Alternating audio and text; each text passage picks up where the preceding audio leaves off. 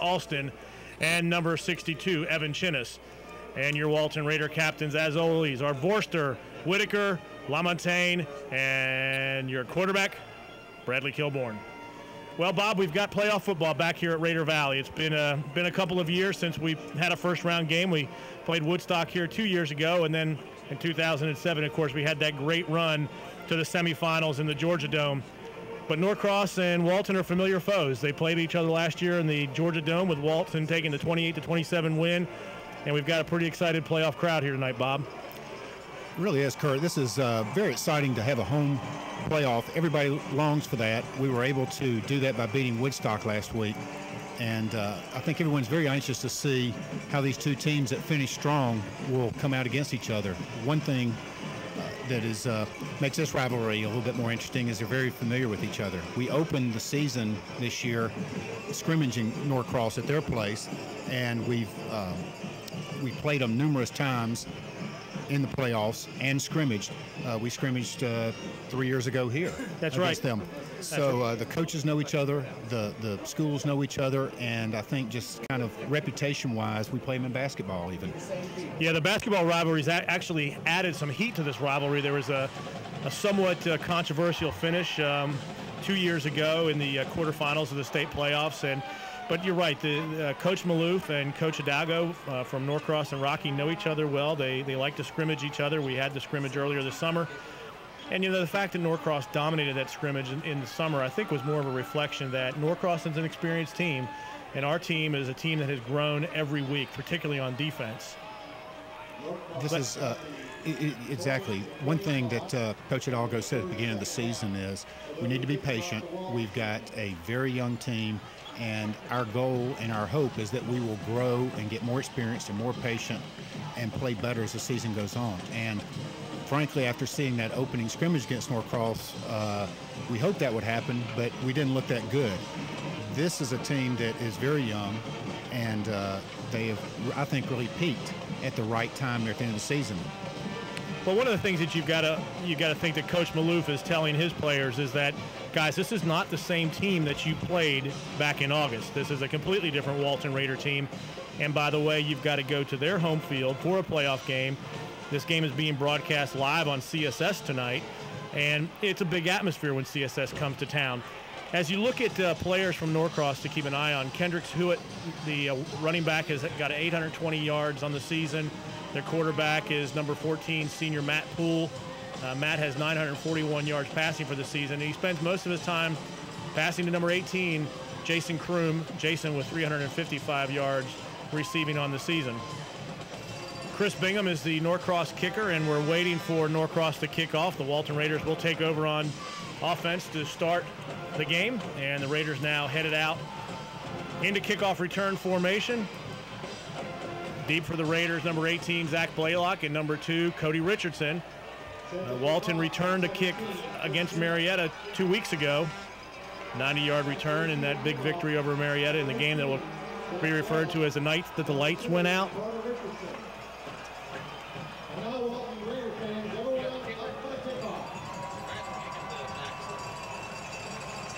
And we're getting ready for some 5A Georgia playoff football. And if you're watching us on the internet on Saturday morning or Sunday, whatever the case may be, understanding of what Georgia football means, Bob, particularly in the playoffs, it is heated, it is exciting, and you see a lot of kids out there that you're going to see playing on Saturday afternoons, and you might even find one or two that may end up playing on a Sunday afternoon. The playoff football is one thing that makes it really exciting is there's only 32 of us that are still playing football right now in Region 5A. And when you think about the workouts in the summer, practice starting in July, and the first game in August, it's been a long year, and here we are still playing, and only 32 of us are still playing. Mentioned that Norcross has a record of 8-2. They play in an extremely difficult region. Their only losses of the season were to North Gwinnett and to Collins Hill. Somebody was showing me a note here. But anyway, both of those games were blowouts. They lost to North Gwinnett 38-0, and they lost to Collins Hill 42-0. But competing in the region that they play, they beat Peachtree Ridge. They're from Region 7. They beat Peachtree Ridge. They beat Mill Creek. They beat Roswell, who beat us, and they beat Parkview. So Norcross is a battle-tested team. They're a senior team. They've got skilled players with a lot of experience, and they're not going to be intimidated here tonight. And here we are in Bingham with the opening kickoff. The ball's going to come down at about the 8-yard line. It's picked up by Blaylock. He's at the 20, and he's hit hard. 56 on the tackle. And tackled by number 56 for the Blue Devils, Deontay Batiste. So the Raiders will take over 1st and 10. The ball will be at the 19, well, they'll call it the 20-yard line. Blaylock with an 11-yard return. Your starting lineup for the Walton Raiders on offense: number 3, Kyle Vorster; number 7, Bradley Kilborn; number 9, Tripp Roberts; number 44, Kelly Brooks. Your offensive line are Redditch, Rooks, Radikovich, Davis, and Kublanow. And your tight end is Tim Dalton, wide receiver John Ficarota. And those starting lineups brought to you by Atlantic Capital Bank. First play is a handoff to Kyle Vorster. No surprise there, and Kyle really is held to no gain. Norcross runs a 4-3, and they are very, very strong in that front 7. All 7 of those players are receiving college interest. One thing that we talked about at the beginning of the season, Walton being a young team, they started out mature. They have all 11 seniors on defense. They start 11 seniors. So that front 4, 3 very good and active linebackers. It'll be a really good test for Walton to be able to run the ball against this front 7. Kilborn in the shotgun. 2 wide receivers to his right, single set back here to his left. Kilborn drops straight back to pass. He's got time. Now he's flushed. He gets it out into the flat. And I believe that is incomplete. Bradley pushed out of the pocket on that play, looking for time, bought some time, but was only able to find a receiver in the flat, and it resulted in an incompletion. And it brings up 3rd down and 10 for Walton, with that experienced Norcross defense immediately making an impact here on the Raiders. Good coverage there. Bradley had to go to his 3rd choice, his check down to Rodney Gazebue, and even if he had caught it, it had been a no gain or loss of 1. All right, 3 receivers to the right. We've got Darren Blaylock here by himself to the left. Gazebue, the lone back. Kilborn in the shotgun. Straight back to pass. He's got time again, steps up in the pocket. He finds a receiver. Tripp Roberts at the 30-yard line. He catches it for a 1st down, and he's brought down at the 36-yard line. Number 32, Seth Hensley, the linebacker for Norcross, with the tackle. But nice play by Bradley Kilborn. Steps up in the pocket, bought some time, and hits Tripp Roberts for a nice 16-yard gain. Very nice play. Here's a replay. The line gives him a lot of time. He steps up in the pocket and hits Tripp on the dig for the 1st down. If you notice their defense, they play very tight coverage. I like to come up and press you. As you look at them, the safety's 15 yards off the ball, but everybody else is within 5 yards. Well, one of the things that Bradley showed you there is you don't have to run around to buy time. Sometimes just stepping up in the pocket. Here's a handoff to Vorster. He finds a little room. He might gain a yard, and he is tackled by a whole host of Blue Devils, and number 36, Washington, on the tackle, as well as number 84, Silverberry Mahan. And we're going to give him 2 yards in that play. Brings up 2nd down and 8 for the Raiders. Number 83, Gadabush, bringing in the play for the Raiders.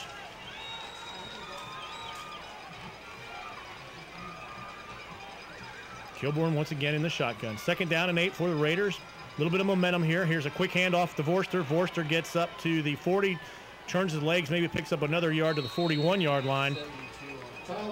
And tackle by number 72, Nick Earhart, for the Norcross Blue Devils. It'll bring up a 3rd down and 5 for Walton. Bob, you know that Walton's going to patiently try to run the ball. They're not going to give up on the running game, and Kyle's just going to keep coming at you and coming at you. Exactly. 2nd and 8. Some teams, that's an automatic passing down. You run it, you get it down to a manageable 3rd and 5. Nice play there. 72, you're going to be calling his name a lot tonight. Very aggressive on that front 4. Kilborn under center. He drops back. He's looking for a quick pass. He's got pressure now, and just like you said, number 72, Nick Earhart, does a little bit of a prom dance there with Bradley Kilborn in the backfield. Don't know if we have a replay of that, but he ran a stunt, just a loop stunt. Came outside, see him come around 84, and fullback went to pick him up, and kind of a mismatch there. He's quite a player. Well, Rodney saw him coming. He just kind of misread it a little bit. Nakai Poole now into punt for the Raiders. Raiders, though, get out of that deep field position there. 20, good punt by Nakai Poole. Drives the guy back to the 15, to the 10. Number 23 on the return. Matt LaMontagne doesn't pick him up, and now we've got trouble. Nakai is the last guy to have a chance at him. And finally, Darren Blaylock brings him down. A classic case where the Raiders pursued the punt deep. Had too many men in one spot. Number 23, Keontae Anderson, breaks it out to the outside, to the left side, up the sideline. Nakai Poole slows him down, and here you'll see the replay. They set the wall up right on the left hash mark, and like you said, it kind of sucked everybody in there a bit. Didn't keep our lanes. Glad that there's Blaylock hustling down to make the tackle. And Nakai Poole with the nice kind of slowing up Anderson. But here's Norcross's first play. Quarterback Matt Poole keeps it. He picks up 1 yard, and he's brought down by number 99, Brad Noble, and it brings up a 2nd down and 9. That return was essentially from the 11-yard line out to the 27-yard line. So big return. 49 plus 23 is what, Bob? I don't know. You told me there'd be no math tonight. Handoff straight up the middle to Kendricks Hewitt. See, Norcross is going, first play they went no huddle. This time they're going to do a little bit of a quick muddle huddle and get up there quick. I don't know if that makes much of a difference, though, for Walton. Bob, we stay in a pretty base defense. We really don't do a whole lot of situational substitution. Poole straight back to pass. He looks to his right. He's got a receiver, number 18. Number 18, Jason Kroom on the tackle. And he is going to pick up the Norcross first down, and he'll bring up a 1st down and 10 at the 16-yard line. A little simple hitch route. Yeah, it was. But with Kroom, you've got to give him space. Here you see him. We do substitute. We bring in Brian Cablano at nose and go from our 3-4 to a 4-3 look a little bit inside. First down and 10. Hewitt in the backfield behind your quarterback, Poole. 32 on the dive. Handoff straight up the middle to number 32 for the Blue Devils. That's Seth Hensley, who also plays linebacker for Norcross. Seth Hensley, number 32 on the carry. 8-yard line. He's going to pick up about 8 yards, and it's going to make it 2nd down and 2. The ball at the 8-yard line. 2nd down and 2.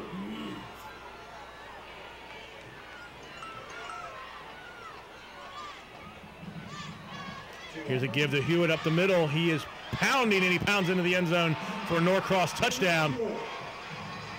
At the 6:45 mark of the first quarter, Kendricks Hewitt with an 8-yard run through the center of the Walton defense for the first score of the game, and it makes it Norcross 6 and Walton nothing. You know, Bob, a long punt return and some power football, and Norcross has got themselves on the board. They do. Really set the tone there as well. Ran the ball well. Chris Bingham, number 17, to take the extra point for the Blue Devils. Bingham is a junior. Number 8 to hold. Kick is up, and that looks like it is good. So with the 6:45 mark of the first quarter, the Norcross Blue Devils take an early lead here at Raider Valley with the score, Norcross 7, Walton 0. Let's go to a break from our sponsors.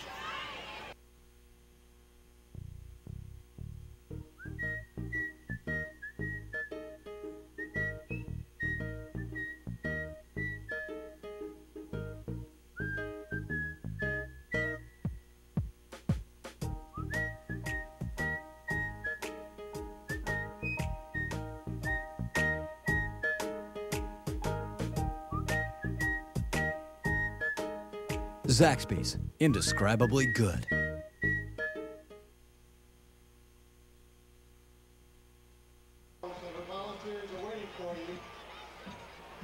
Welcome back, Raider fans, to Raider Valley, where the Walton Raiders trail the Norcross Blue Devils 7-0 here early in the first quarter. Big play so far, a long punt return of close to, 70 yards, Bob, for Norcross. Put the ball down inside the 30-yard line. Norcross took it in several plays later on an 8-yard run by Kendricks Hewitt. Norcross 7, Walton nothing. Walton started their first drive from the 20-yard line, picked up about 25 yards, ran out of momentum, had to punt. The long punt essentially outkicked the coverage for the Raiders, and a long punt return ensued for the Blue Devils. Steve Mattis has, our statistician has that the 53-yard punt and a 61-yard return. There you go. That's a +8 where I come from. Yeah. Fans, there's still time to get the Walton Spirit Winner shot. With the CSS game tonight, we're going to have some TV timeouts that all of you are familiar with, watching college and professional football. Raiders back in kickoff return formation. Number 18, Darren Blaylock. Number 2, Cody Richardson.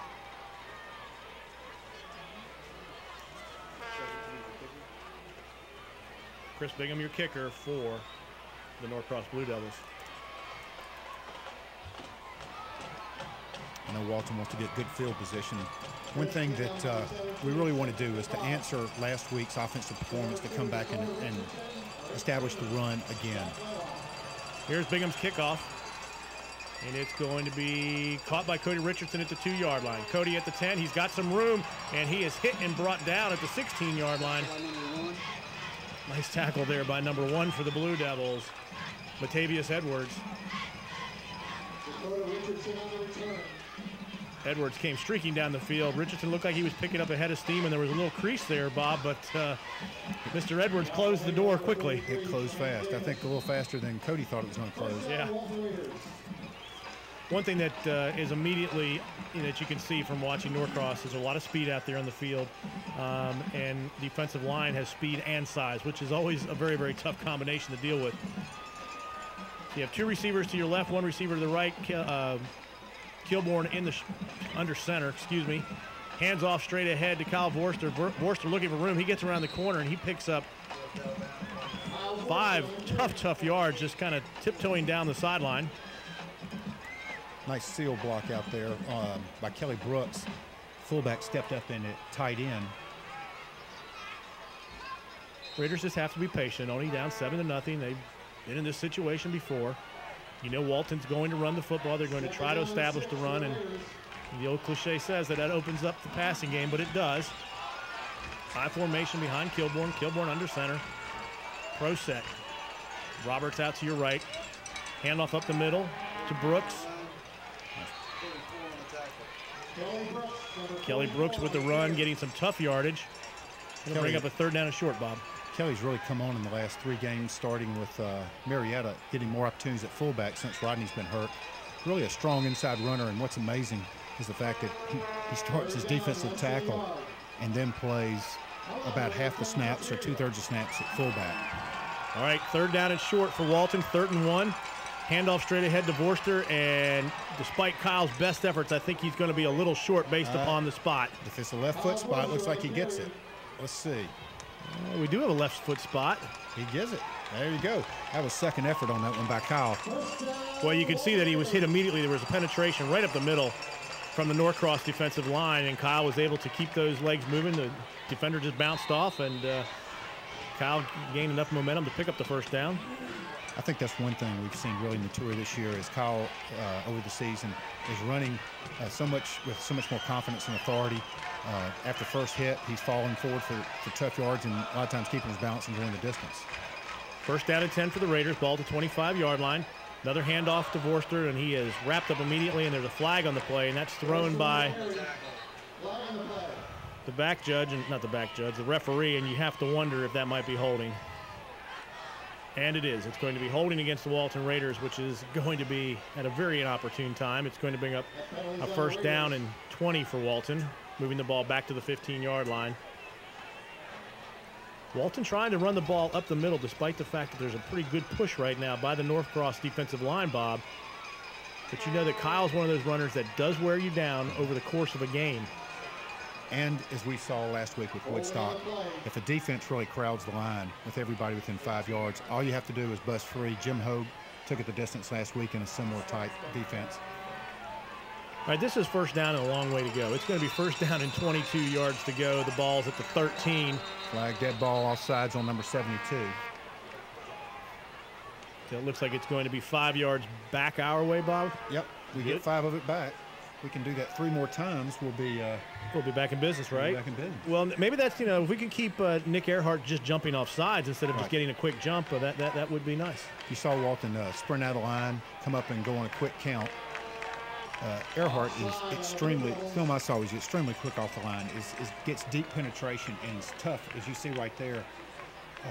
Grant Radakovich is got his hands full with him, especially when we go to a tight end. He shifts over and plays the center head up. So where is Earhart talking about going to school? He's looking at several places. I know Ben Bradley, number 74, is committed to West Virginia. Counter Trey right there. We were 1 block away from him. We were 1 block away. Kyle does pick up positive yardage. It's going to bring up 2nd down. We've got a player down on the field for the Raiders. That is Brandon Cablano, Bull, which is this would be a big loss for Walton, as they've been extremely talented sophomore who has been going a little bit both ways. Coach Hidalgo and Coach Allen taking the opportunity to bring the offense over to the sideline. So Kilborn picked up yardage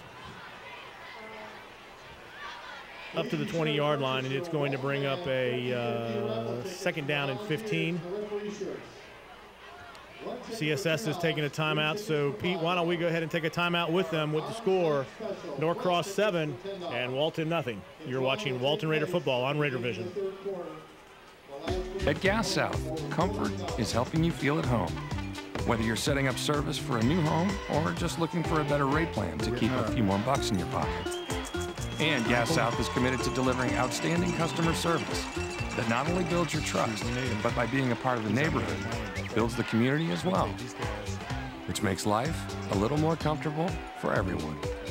Sign up at gassouth.com today and see how we are committed to your comfort. At Gas South. Walton Raiders trail right now to the Norcross Blue Devils 7-0.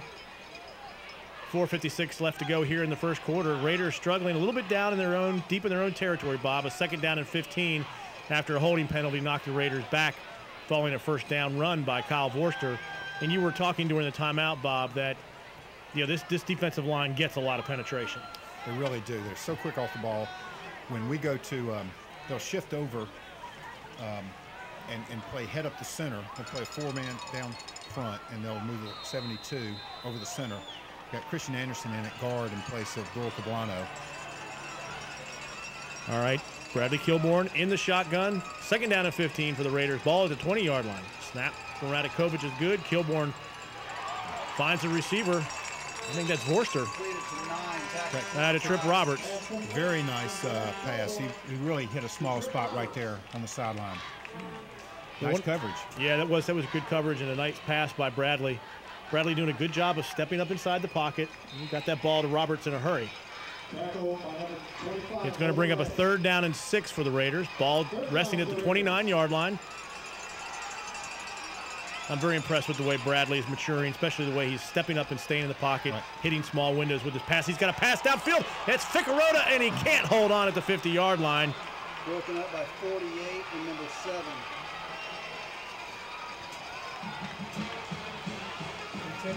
Pass intended for Radakovich. Jenkins, number 7, breaks it up for Norcross. I thought that Radakovich had it there for a second, Bob, but looks like he had to kind of turn a little bit backwards, and he got hit as soon as the ball hit his hands.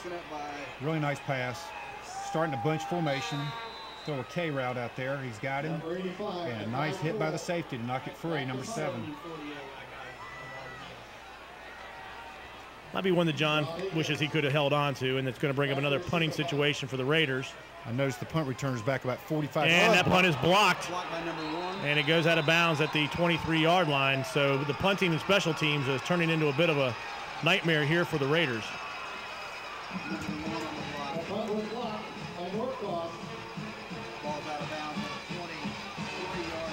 It'll be 1st and 10 for the Blue Devils at the 23-yard line.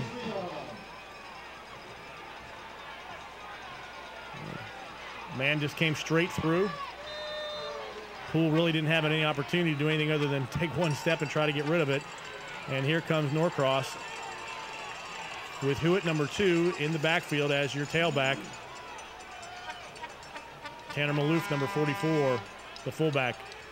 Pulls back to pass, number 14. He finds a receiver, and oh, chance for Matt LaMontagne to pick one off.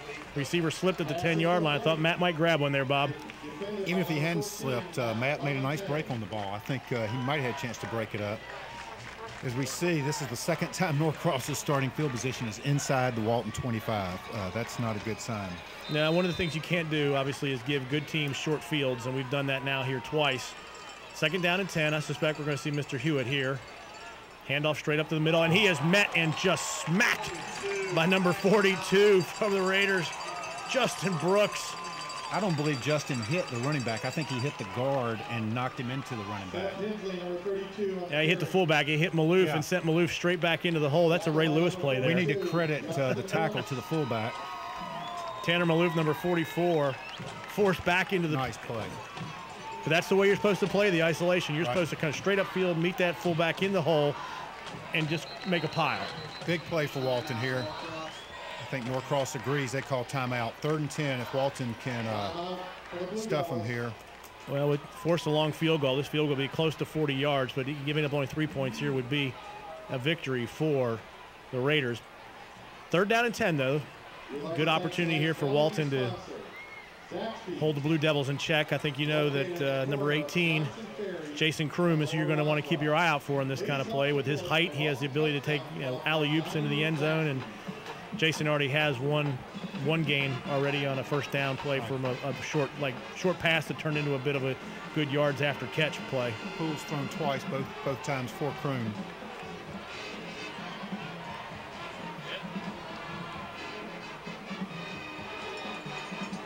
Rocky Hidalgo giving some last words of advice to number 35, one of his captains, Orrin Whitaker. All right, so Poole, your quarterback. Tight coverage at the top up there by LaMontagne. Backs off at the snap. Blitz by the Raiders. Get him, Orrin Whitaker. Oh, he caught the ball. That's even better. Oh, that would have been perfect because he would have caught the ball. Good blitz by the Raiders there. Put a lot of pressure on number 14, Matt Poole. The replay is going to show the Raiders chasing him. Got him outside of his rhythm. This was a chest bounce pass from basketball. Two-handed chest pass. And you're right, that would have really hurt him for the field goal. This is going to be a 40-yard field goal from the right hash. Bit of a tough hash for a right-footed kicker. 40-yard attempt. Chris Bingham for the 40-yard attempt for the Norcross Blue Devils. And that's going to be wide left. The Raiders brought pressure on, and Bingham obviously adjusted his swing. That was so close to being blocked as well by Cody Allen. Great defensive stand by Walton. That's what you need to fire your team up right there. Well, the blitz call on the 3rd down was a terrific call, put pressure on Poole. The Raiders take over 1st and 10 at their own 20-yard line. That wasn't survival. I mean, the Raiders didn't survive that, Bob. They actually took charge of that situation, and it turned things around. There's a lot more emotion now on this Raider sideline.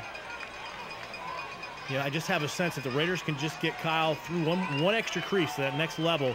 There's a big play in the Raider offense. Now they're in 2 deep safeties and backing off on their corners, thinking Walton may throw. Kyle Vorster, the lone setback behind Bradley Kilborn.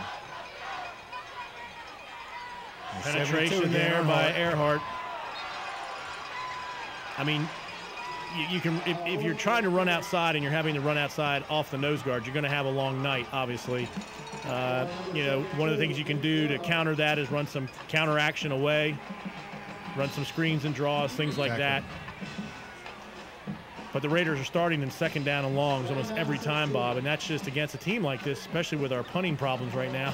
Our punt team problems is not going to, bode well for the Raiders. Not. It's definitely not.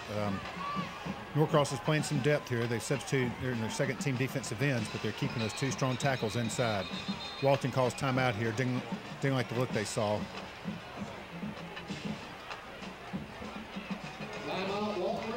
Walton takes timeout. That's their first timeout. 2:23 left here in the first quarter. Raiders trailing Norcross 7-0. As I mentioned earlier, the Raiders played Norcross last year in the Dome, won 28-27 in overtime. Norcross, an 8-2 team coming out of an extremely difficult region. A region that includes North Gwinnett, a region that includes Collins Hill, Peachtree Ridge. I mean, it's just a brutal region. The one thing about Norcross is from their schedule, they play a very tough schedule, like you say, but they're going to get a good team every week. There are no lightweights on that schedule. Looking at the stats here, Earnhardt already has 3 solos, 2 tackles for loss of 12 yards, plus a sack for loss of 6 yards. And we'll keep you up to date with any scores. Obviously, you probably have read them in your Saturday paper already, but hey, we like to keep it real. Raiders with a 2nd down and 15 on their own 15. I formation. Kilborn trying to get the Blue Devil defense to jump. They flinched, but they didn't jump. Quick handoff up the middle. And tackle by Bradley. Earhart with another tackle. No, that's not Earhart. That's Ben Bradley. Yeah. That's the West Virginia commit. Tried to bust a fullback right by him. There's good news for Walton. Earnhardt's coming out. No gain on the play, but no loss on the play. It brings up a 3rd down and 15. Bobby, the one thing that you could say is that when we've been able to pass the ball, Bradley's had time in the pocket. He's stepped up. That rush is coming so fast. They are going right past him. Now they're going with the 3-man line, 5 DBs. Raiders with 3 men to the right, single back, single receiver to the left. Kilmore steps up again. He fumbles the ball. That's picked up by the Blue Devils, number 44. That's Tanner Maloof, and it's going to be Blue Devil ball, 1st and goal at the 6-yard line. And the fumble by Bradley Kilborn on the pressure that came up the middle by one of the defensive tackles.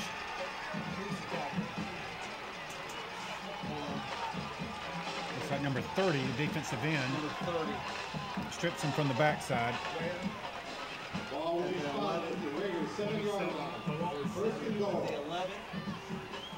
The Raiders are going to have to play some defensive stand football again here inside the 10-yard line. It's 1st and goal. The ball is marked down at the 7-yard line. Raiders just held the Blue Devils earlier. Now, once again, the defense called on. Power I formation. Handoff straight ahead to number 2, Hewitt.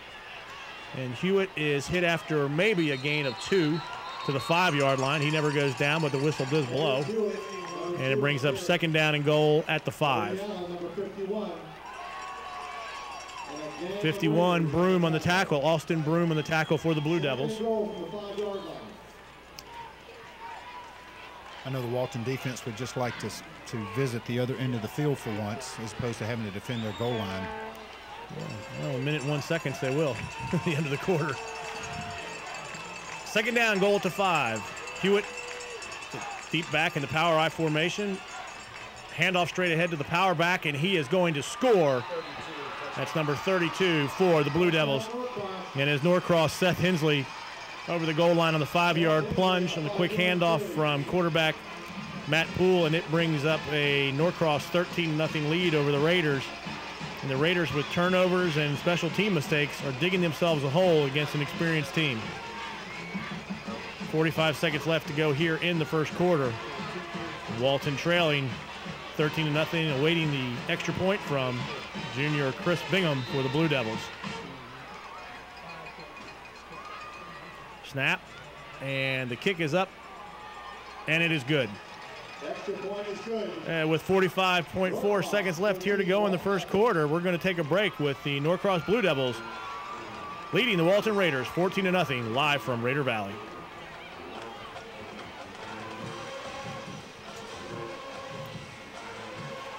This is a place where stories get passed from one generation to the next, where meals are shared every night, and where songs are sung so off-key it makes the coyotes cry.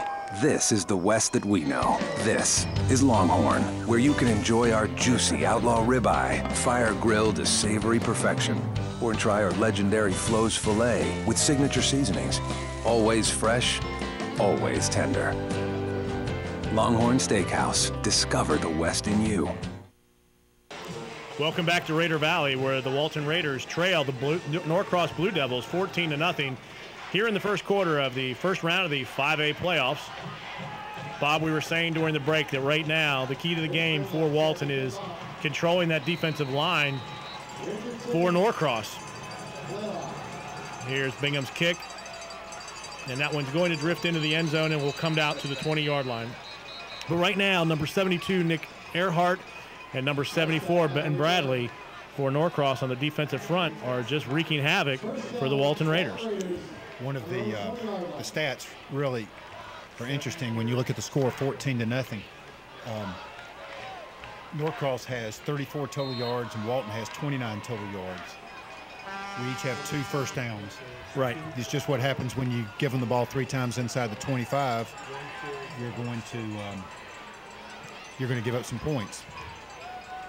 Unbalanced line for Walton there. Hand off to Kyle Vorster. He's going to pick up nothing. It'll bring up 2nd down and 10. And, you know, you kind of watch things right now, Bob, and you think to yourself, okay, we might need to do some passing on 1st down, maybe to loosen that line up a little bit. Kilbourne looking in for the offensive play. Well, we may have to do some boot and waggle action to get out from under the pressure. Actually, we've had good blocking. That last fumble is a tough one where the lineman is pushed behind him. Yep. And you think you're safe, and he gets free. Yep, just reaches up, slaps that ball out of the quarterback's hand. Not sure we're going to get this one off here, Kurt. Oh, and we do. 2nd down and 10 for the Raiders. Here we go. Kilbourne throws an interception at the 10-yard line, and that's going to go straight in the end zone for a Norcross touchdown, and that gives the Norcross Blue Devils a 20-0 lead on the final play of the first quarter as Kilbourne was looking to throw the screen pass and threw it right into the arms of one of the Norcross Blue Devils, and it looks like it was number 46, Demetrius Alston. I'm not sure. Yes, this was a screen. He was looking for 11, Hogue, and he threw the ball right into Alston's hands, and it unfortunately turns into a pick 6 for the Norcross Blue Devils, and Norcross getting ready to take a 21-0 lead here. And the kick is up and is good, and they do take a 21-0 lead. End of the first quarter here from Raider Valley. Things not looking too good here to start, but lots of time left as the Walton Raiders trail the Norcross Blue Devils 21-0. We'll be back after this word from our sponsors.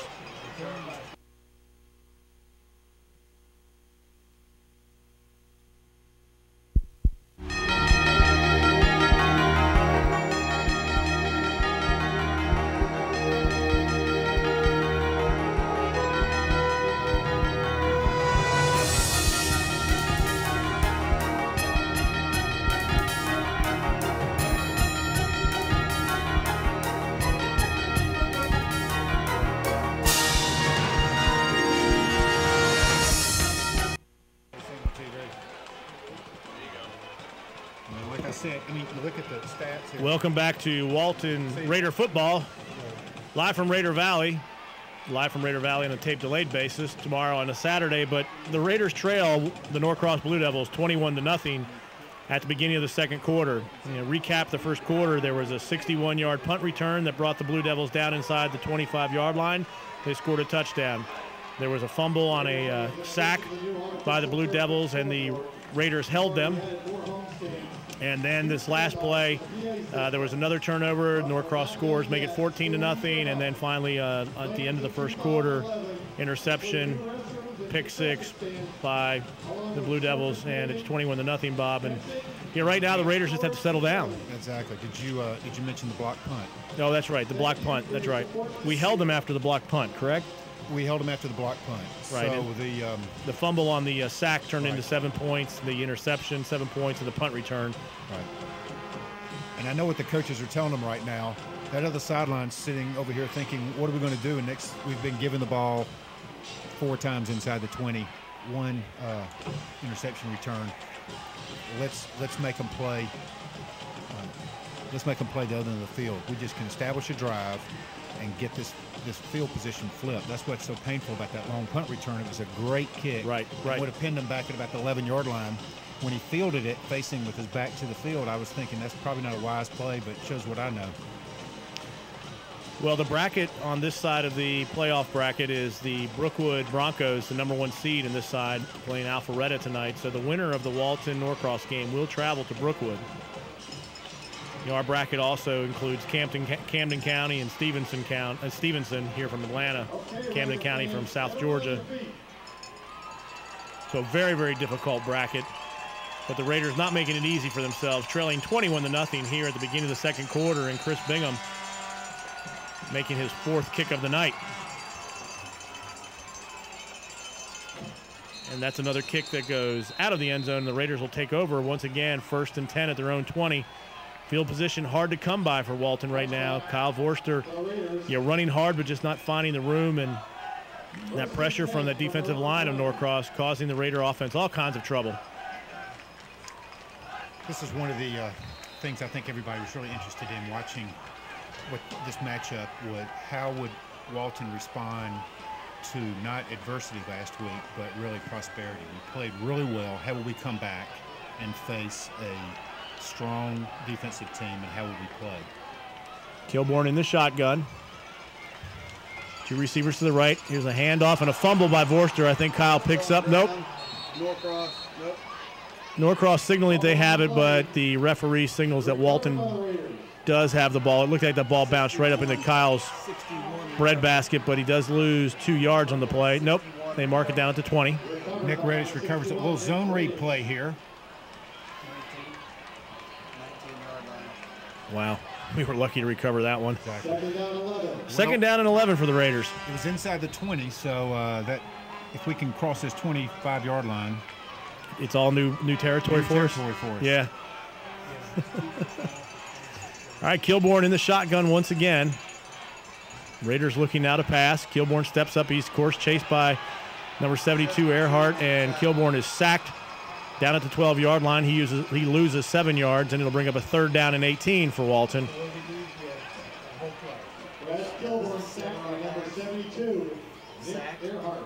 So Earhart and Bradley having a field day right now with the offensive line from Walton.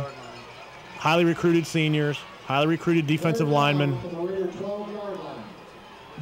And, at the end of the day, Bob, if you're a defensive back or a linebacker right now from Norcross, you're just kind of running around looking for the fumble or something like that to pick up, because they're not having to do a whole lot. Here's a handoff to Vorster. Vorster finds some room. He runs up to the 21-yard line. He picks up, I guess he picks up 8 of those yards. It'll bring up a 4th down and 9 from the 21-yard line. The Raiders have to punt. Let's just see if we can get Norcross back in some field position that's not just right inside the shadows of our home goalposts. I understand that play there. We're struggling for pass protection. Let's not make it easier.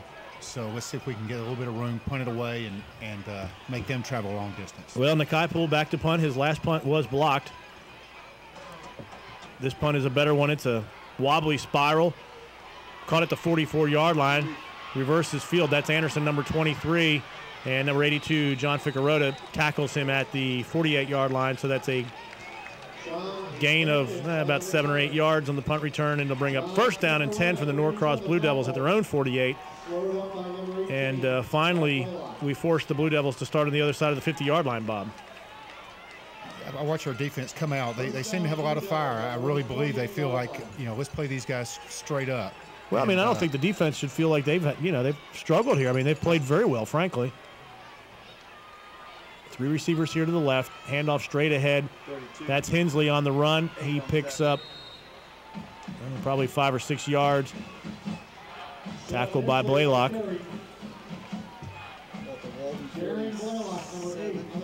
Darren Blaylock on the tackle. It brings up a 2nd down and 5. Jim Hogan at defense for Zach Pope. I get 2nd down and 4. Raiders trailing 21-0 early in the second quarter. 9 minutes to go.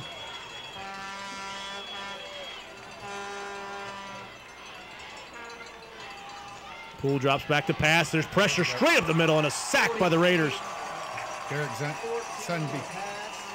Diedrich Sunby. Yeah, Diedrich Sunby on the sack, and that's going to bring up a 3rd down and 11. A little bit of a late blitz there. Sunby with a nice blitz and a great tackle takes Poole down. This is a good example, Bob, that when you don't put this team right up under our own goalpost, you make them play a full offense. We've got more flexibility on defense. You can take some chances this part of the field. Absolutely.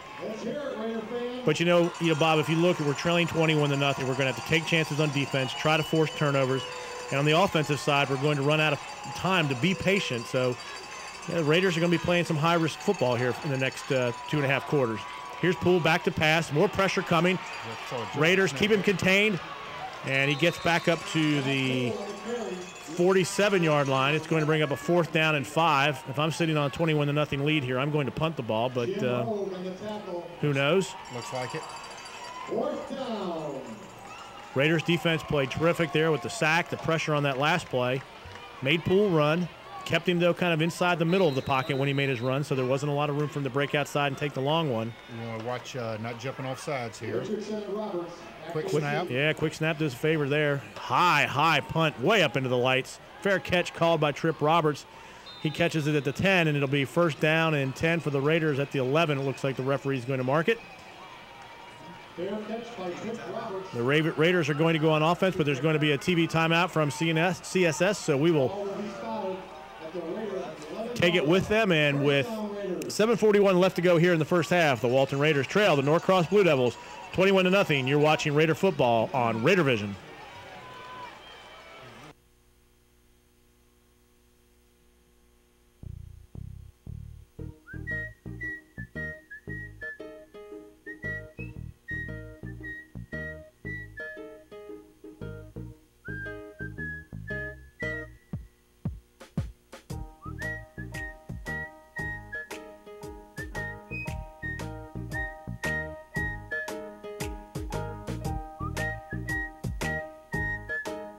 Zaxby's, indescribably good. At Gas South, comfort is helping you feel at home. Whether you're setting up service for a new home or just looking for a better rate plan to keep a few more bucks in your pocket. And Gas South is committed to delivering outstanding customer service that not only builds your trust, but by being a part of the neighborhood, builds the community as well, which makes life a little more comfortable for everyone. Sign up at gassouth.com today and see how we are committed to your comfort.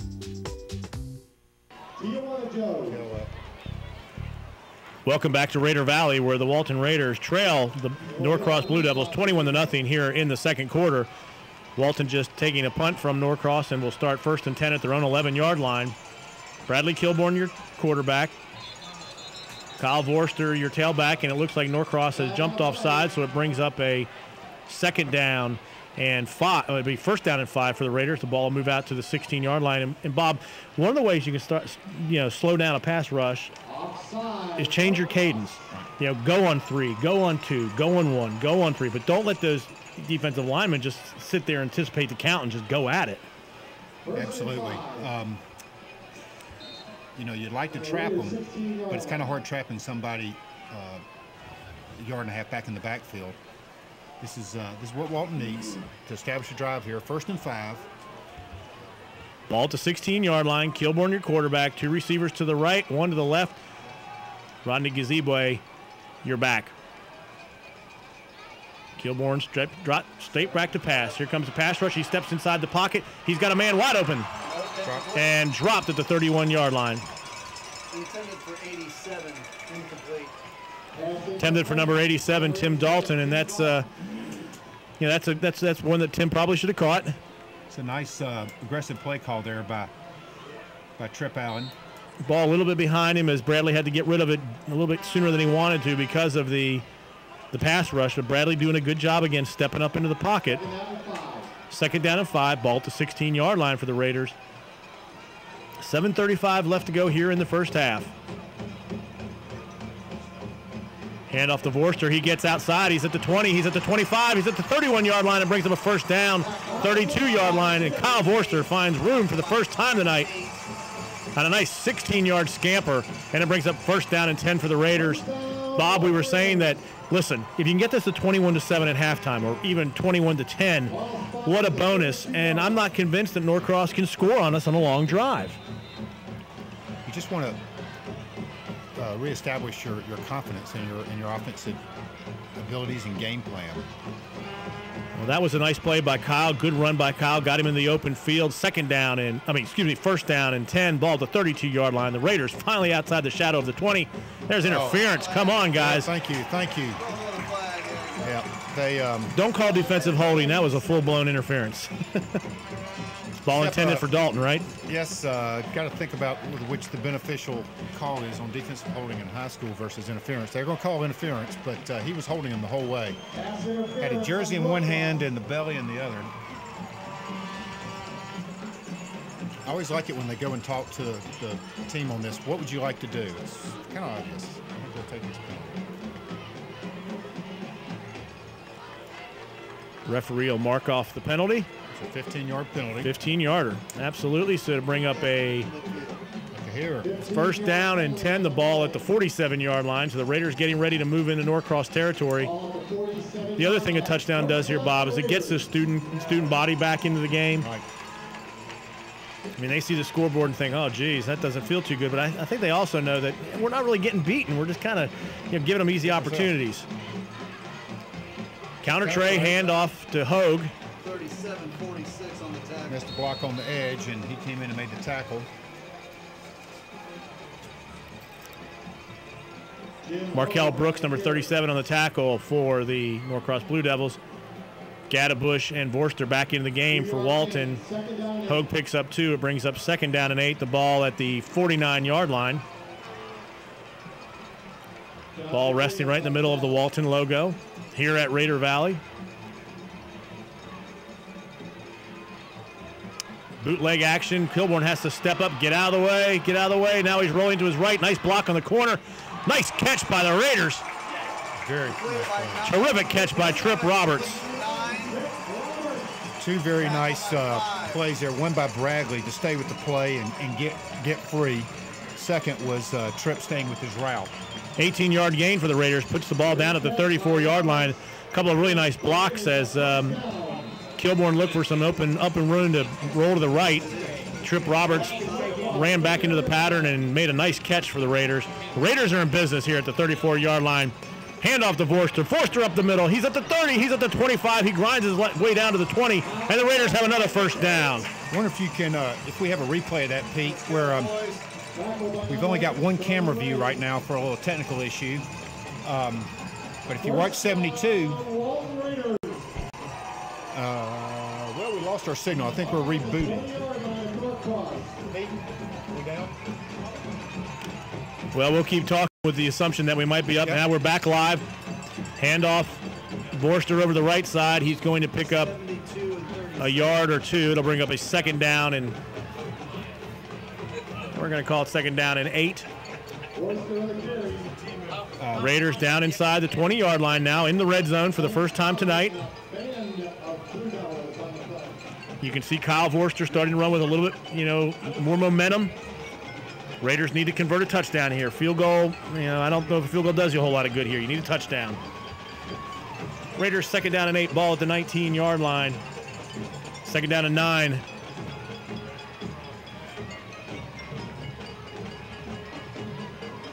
Kilborn. Speed out, nice. Dropped by Ficarota. John should have caught that one. Raiders wide receivers are not doing Bradley any favors tonight. They probably dropped a couple of balls they should have caught. Those turn out to be big plays. Now you've got a third down and 9 for the Raiders. Ball at the just resting inside the 20. Well, we've got a legal man downfield, which, I don't know how you do that on a speed out. Pete, we have a replay? No replay. All right, penalty against the Raiders. That's going to move the ball back. Looks like an eligible man downfield. You're right, Bob. That is kind of hard to do on a quick pass to the right side, right flat. It's a 5-yard penalty. Well, we get the down back. That brings up a second down and 14 for the Raiders. Now the ball just inside the 25-yard line. The Raiders move outside the red zone. Had some momentum there. The only thing I can think of is we had inside receiver was covered, and he went out. Kilborn in the shotgun. Shovel pass. I don't think he caught the ball. I don't think the referee knows what happened. He threw a penalty flag. Right. Boy, that was a quick holding call. I don't know how you call a hold that fast. Of course, if Earhart and Bradley are running past them that fast, maybe it is, but penalties hurting the Raiders here now. Holding against Walton. And they're going to take that penalty, it looks like. It'll bring up a second down and very long now. The Raiders started this at the 19-yard line. Now they're back to the 40, so we're essentially looking at a second down and 30. So you have an incomplete pass with an illegal man downfield. You have a penalty with a holding on a shovel pass.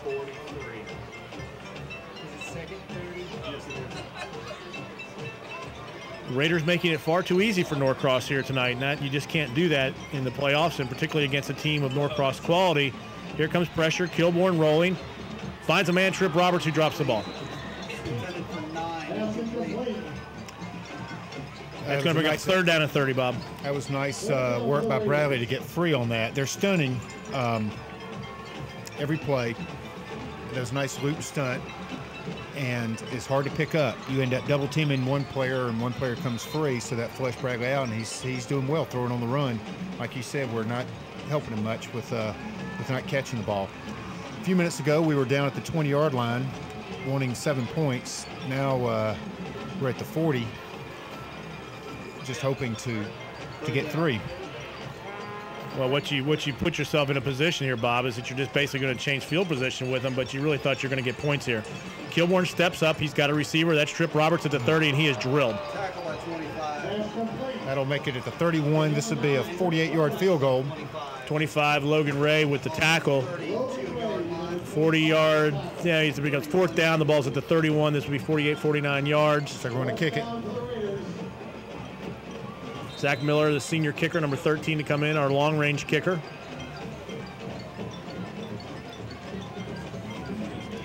We're shy of somebody on the field. We only got 10. Now, these are the kind of things that drive a coach crazy. You know, somebody not paying attention, knowing what's going on in the field when you're at a critical juncture. You know, Bob, we don't do this often, but this would be one heck of a time for a fake. Yep. I mean, I don't know what 21-3 does for you in this situation. It would obviously some points are nice, but I don't think Norcross feels like the momentum's changed because of a field goal. You know, Bob. I mean, Rocky's a big fan of LSU. Maybe he's got a little trick in his bag, huh? Right. 3:57 left here to go in the second quarter. Raiders making some noise on offense. Got the ball down to the 19-yard line, but some penalties have pushed them back. A holding penalty and an ineligible receiver downfield. Raiders were facing a third down and 30. They cut that by 10 yards. It brings up a fourth down and 20. Ball resting at the 31-yard line. This kick would be a long one, 48 yards. Thank you to all our sponsors this season. All right, so what do I need to tell them?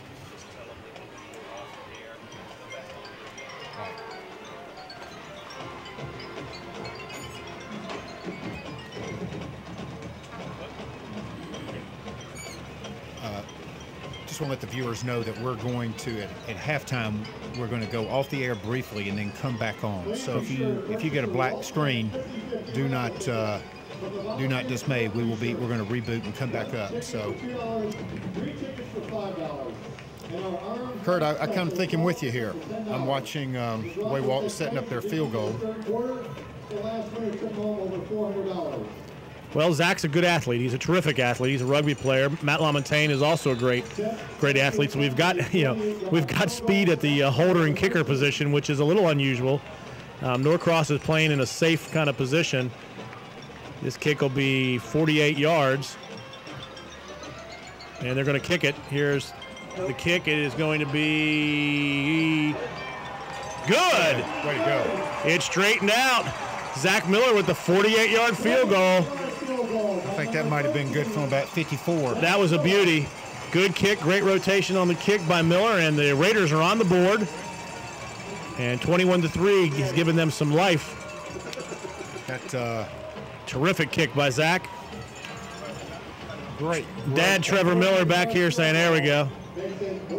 Well, 21-3. I know what you're thinking, but at the same, I agree with you as far as the what's 3 points do at half. But to me, I think it does a lot for the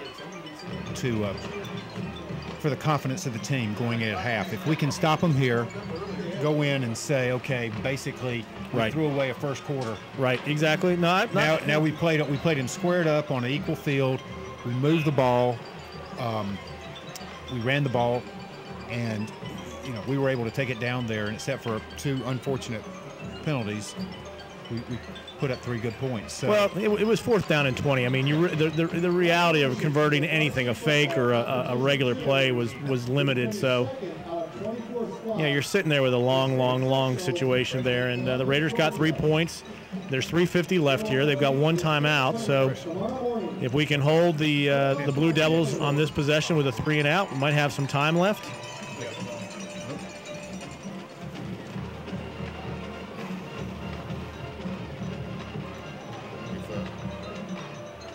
CSS asked us if we were familiar with the red hat, the TV timeout people, and we're like, well, we watch football.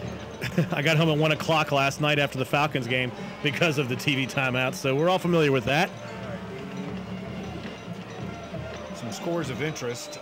Kell is up 28-0 over South Forsyth in the second quarter. Clark Central's up 21-0 against Mays in the second quarter. Now, you're a Clark Central grad, aren't you? I sure am. All right.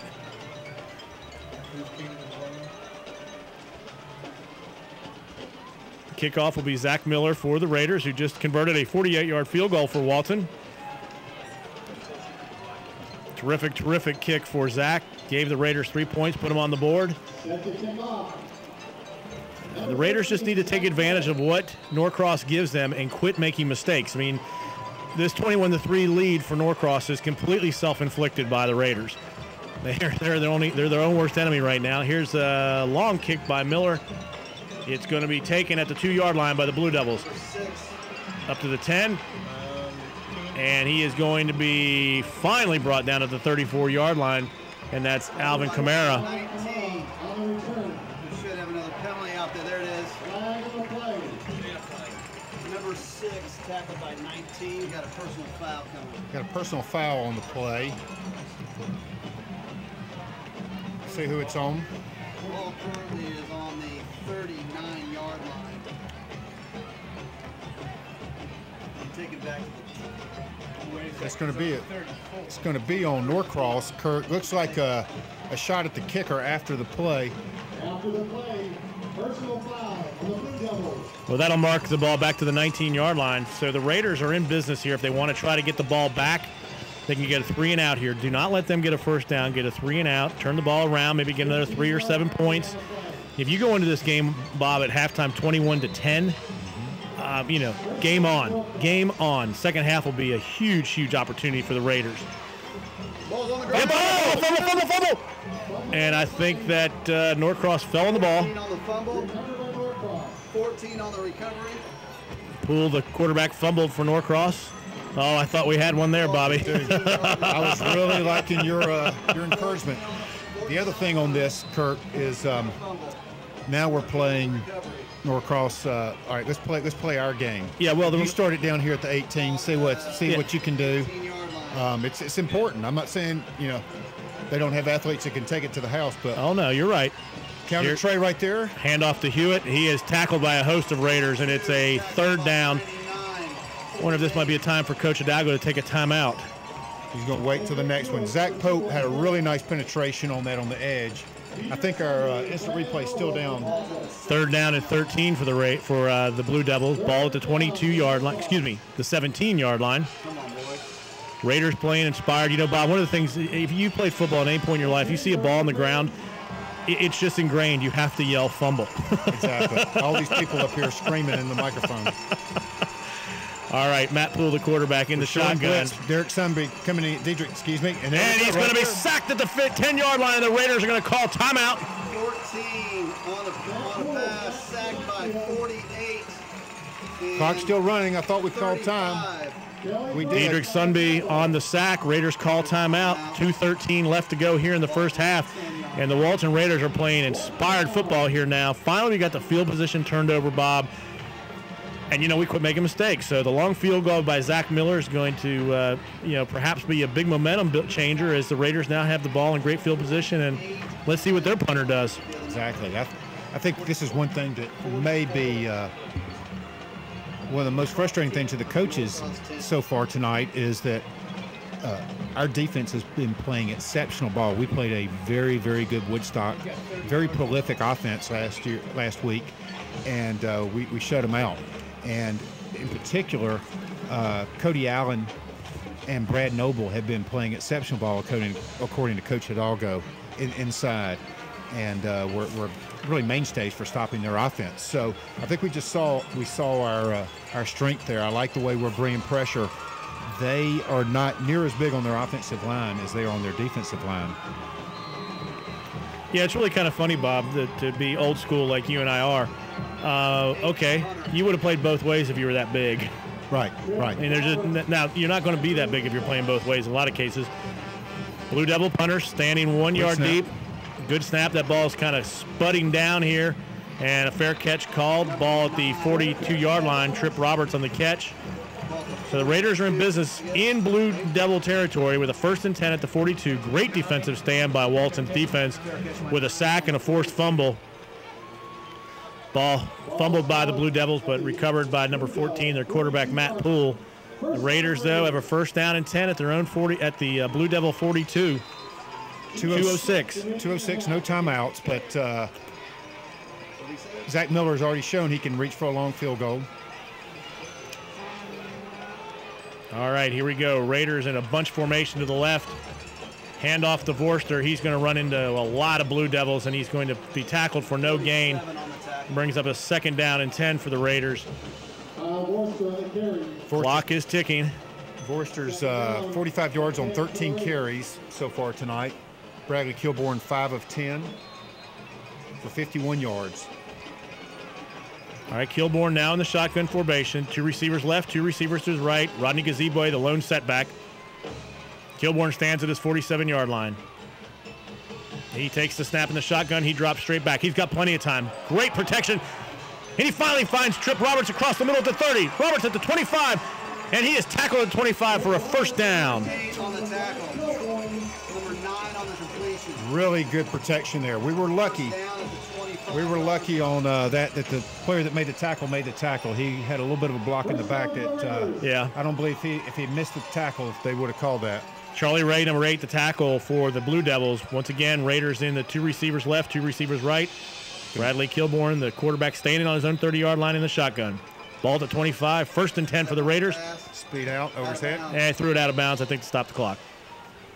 Well, a little speed out, but it was covered, so throw it away. Nice play by Bradley. That was a really nice play by Walton to get down here. Well, the pass protection is good. Bradley is reading the pressure well. They're not really staying in. One of the things a defensive tackle you want to see on a pass rush is you want to see him kind of keep that lane in the middle, Bob. You don't want him to create that pocket. You're an old quarterback, and that's it. 2 things happen. You can step up, and the other thing is your vision just opens up wide open when you can see straight down the middle of the field like that. You see the 2 defensive ends really outside rush. He's stepping up in, and our tackle's doing a good job of pushing him outside. He steps up inside that tackle. There we go again, inside. There's a completion down to the 15-yard line. It's going to be close to a 1st down. Tackle by number 8. Sorry I did a little play-by-play there for you, Kurt. I'm sure the viewers enjoyed it. All right, 1:04 to go. 1st down. Clock will stop when the chains are reset. Ball to 15-yard line. 1st down and 10. Walton at the 15-yard line. Looking to put 7 more points here on the board. Let's see if Norcross brings some pressure here in the middle with their inside linebacker. Showing blitz. Just throw it out of the end zone if they do, Bradley. Step up, throw it. Oh, it's fumbled and intercepted. Oh, my goodness. It's going to be returned all the way by one of the Norcross defensive linemen. Are you kidding me? Number 94 or 84? 84. Silverberry Muhan on the Ball knocked out of Kilborn's hands, falls right into Norcross defender's arms, and what looked like to be an opportunity to go up, make it 21-10, turns into a disaster at 27-3. They were on the call at the 20-yard line. I did the 8. I think that West Durham would say something like, now, are you kidding me? That's about all you can say on the air. Oh, my goodness. Oh, my goodness. A great 2-minute drill going there. Norcross to kick the extra point. I mean, I think the Blue Devils are stunned. I think the officials couldn't get down there to call the extra point yet. Well, that defensive line has been troublesome from the Blue Devils, but we've pass protected well. Bradley stepped up there. The pressure came a little bit from the outside. Here's the snap, the hold, the kick. And it's good. So, disaster at 38.5 seconds left to go in the second quarter. No way to say it otherwise. And the Raiders now trail 28-3. Yeah, the Raiders get the ball back here. You never know what can happen. Coach Hidalgo out to encourage the team. I think, I don't want to put words in his mouth, but I know what he'll say at halftime is, what else could go wrong? Now, let's come out and play a second half, and let's do something right. Well, that play was just a fluke. Just a fluke, one of those crazy things that could get knocked out of his hand, ruled a fumble, and they recovered there. It could be an incomplete pass, but to go up in the air and be caught by a defensive lineman and return the distance. Yeah, I think that his arm was going forward, Bob. I mean, I dare say if the ball had hit the ground, my call would have been incomplete pass. I'm sure Norcross would have said fumble, right. But for that ball essentially to bounce off of a shoulder pad and into a defensive lineman's breadbasket, yeah. I mean, that's a dream for any defensive lineman. But well, Norcross, to their credit, they saw that bringing 4 with outside pressure from the ends, we were just pushing those out of the way, and Bradley was stepping up inside. They brought a linebacker, and our running back took the linebacker, but it left the defensive end on a little cleaner look to the outside. All right, kickoff here by Chris Bingham for the Blue Devils. That's going to be returnable. Cody Richardson takes the ball to 7-yard line. He's at the 15, the 20. Come on, Cody, make some yardage here, buddy. He's up to the 30-yard line. Good return by Cody. 23-yard return. Raiders get the ball with 31 seconds left here to go. Ball on the 30-yard line. I don't know what they're going to do here. We'll just wait and see. There's an element of, we've got 30 seconds. Let's see if we can get a field goal. You need points, obviously. There's another element of, what else can go wrong? Let's go into the field house and put this half behind us. Looks like they may run. Vorster with the ball straight up the middle, pushing forward to the 34-yard line. 25 seconds left to go here in the first half with the Raiders. A self-inflicted 28-3 deficit, Bob. There's no other way to say it. It's been a tough half. It may be the toughest half of Raider football I've seen in a long time. Long time. I mean, what can go wrong has gone wrong, and do not feel like it's been a reflection of the effort or the talent. Well, folks, you see Coach Hidalgo down there. He's encouraging the players. Oh, yeah. He's not going to quit, and neither will the Raiders. We've seen this already where they have come back in the second half and played with a lot of toughness. It is a bit of a young Walton team against an experienced Norcross team. All right, so here we go. We've got a timeout here with the halftime. We're going to reboot the system. So if you're watching at home on Saturday or Sunday, go ahead and just be patient, forward ahead, and Mr. English will take care of our production needs, and we'll be back at the beginning of the second half. So halftime here at Raider Valley. Norcross 28, Walton Raiders 3. The Raiders are going to have to fight in the second half. We'll see you in a little bit.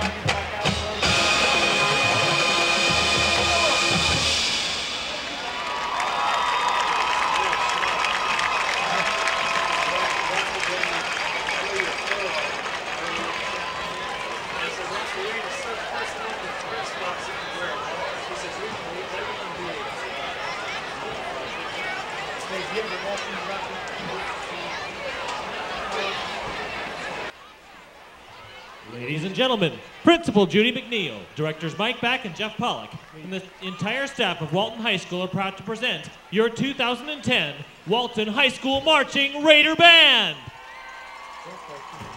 This evening, under the direction of drum majors Will Branny, Gina Galt, Megan Lindsay, and Jacob West, the band will perform Cloud 9. This evening's selections include Both Sides Now and Apollo Unleashed. Please welcome your 2010 Walton High School Marching Raider Band.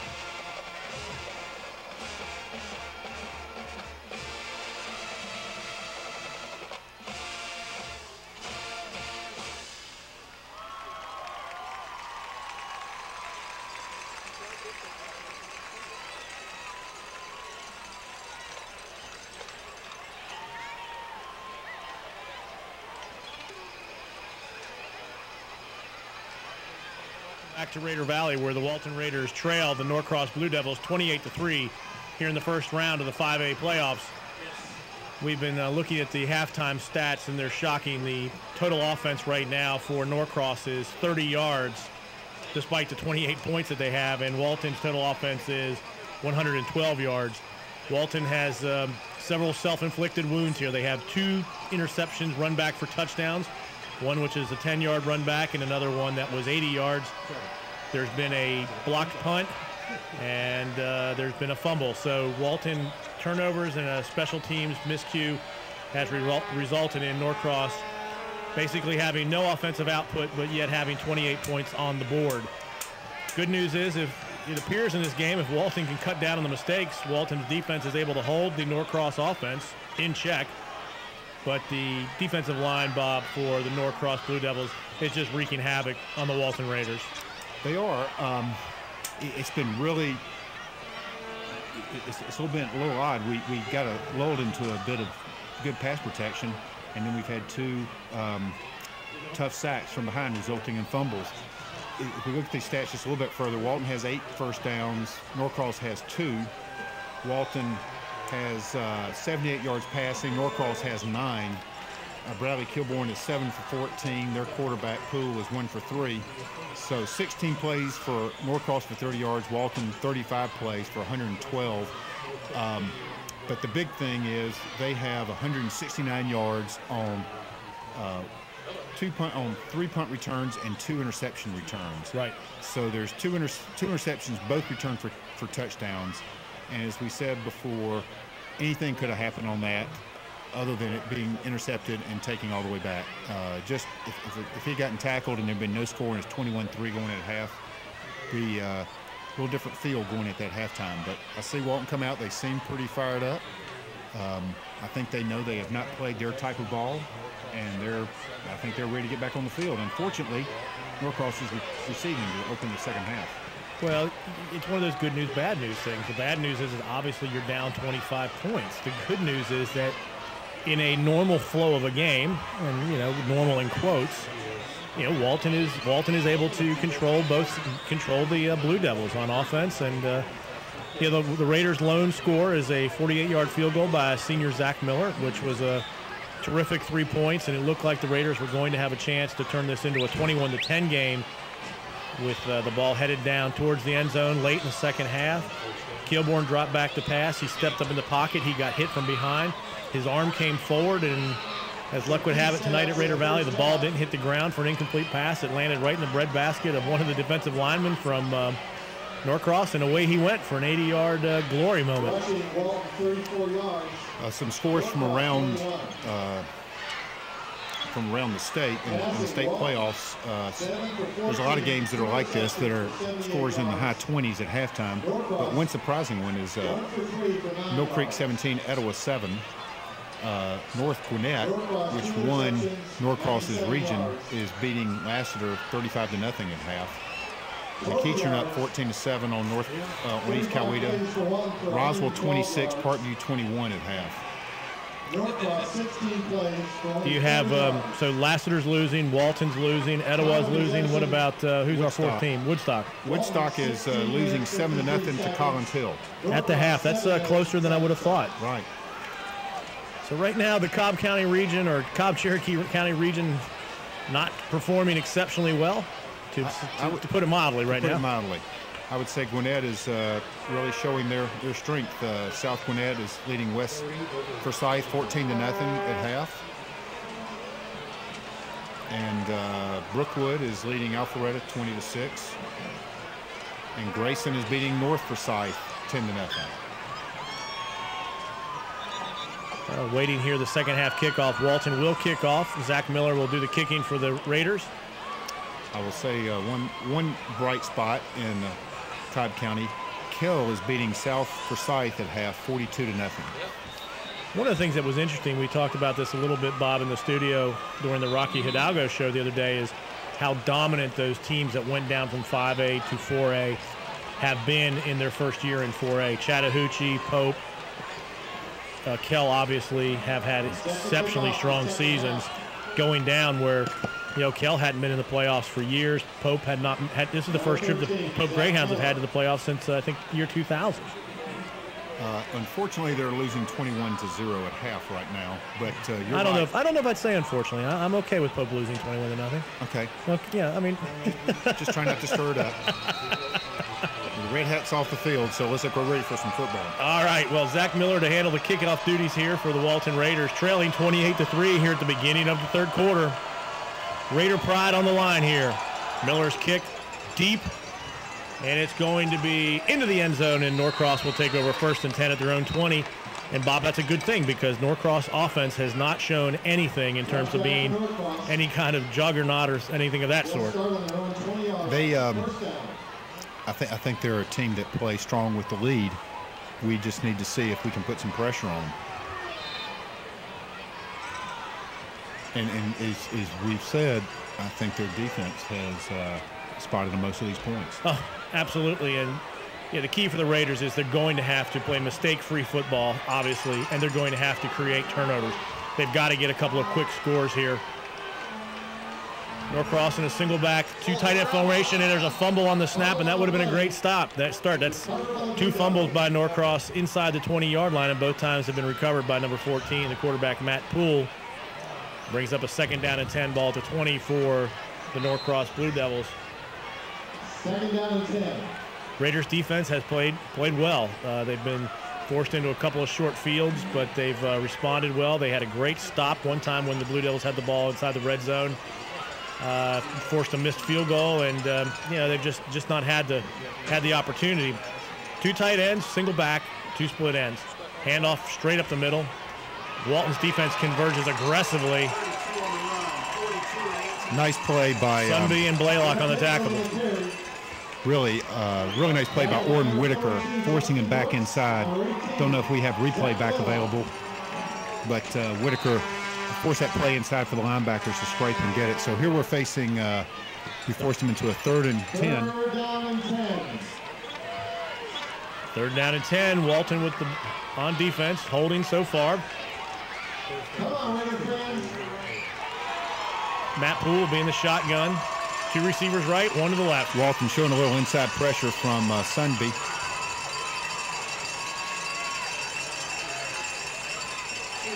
Hand off to Hewitt. Hewitt breaks it outside. He gets the 1st down, and he is up to the 35, 36-yard line. So on 3rd down and 10, Kendrick Hewitt picks up 16 yards and gives Norcross a 1st down. It looked like the Raiders had that play stopped, Bob. Boy, that hurt. That really did. Looked like we really had the corner. We beat him to the corner. 17-yard pickup by Hewitt. One of the things that also comes into play is that 1st downs result in time off the clock, and the clock is not the Raiders' friend either. I mean, nope. Norcross is probably content to get a 1st down or 2 on their possessions, punt the ball, force field position against the Raiders, and away they go. Here's another handoff straight up the middle. Pick up of 3 yards. It'll bring up a 2nd down and 7. Nice play by Kelly Brooks there, defensive tackle. Kendrick Hewitt once again on the carry, and he picks up 3 yards. It'll bring up 2nd down and 7. Walton's defense hanging tough.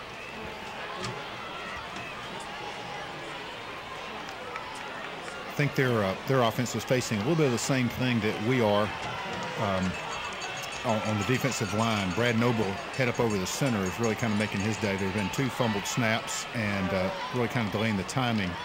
There he is, quick off the ball. This is going to be Hewitt again. He's going to be tackled immediately by number 51 for the Raiders, Alan Cody. And that brings up a 3rd down. 3rd down and there we 13. go. You see Brad Noble just really disrupting that play, and then Cody Allen can get in there and make the tackle. If you can disrupt the center's timing, which is what's been happening with us and what's happening with Norcross, you really kind of destroy the timing of any running play. Well, generally speaking, quarterbacks don't like to get hit, and they don't like to see defensive linemen in their face as soon as they get the ball. I mean, it throws everything off. And here the Blue Devils are in I formation, 3rd down and 12. Poole back to pass. He's got time. He finds ball intercepted and dropped. Intended for 19. Oh, Dedrick Sunby, I thought, had an interception there.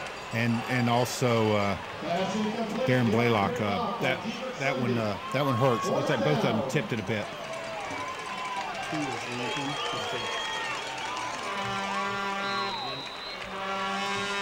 That's the kind of play that you need to get back if you're going to get 28 points. Absolutely. You need turnovers. You need to shorten the field. And if Blaylock had caught that on the run, I don't think they would have caught him. Cody Richardson and Trip again. Roberts back to receive the punt. High punt. Comes down. Roberts gets it at the 25-yard line. He comes upfield. He's looking for a hole. He's at the 31, down to the 34-yard line when he's finally tackled. A return of 9 yards.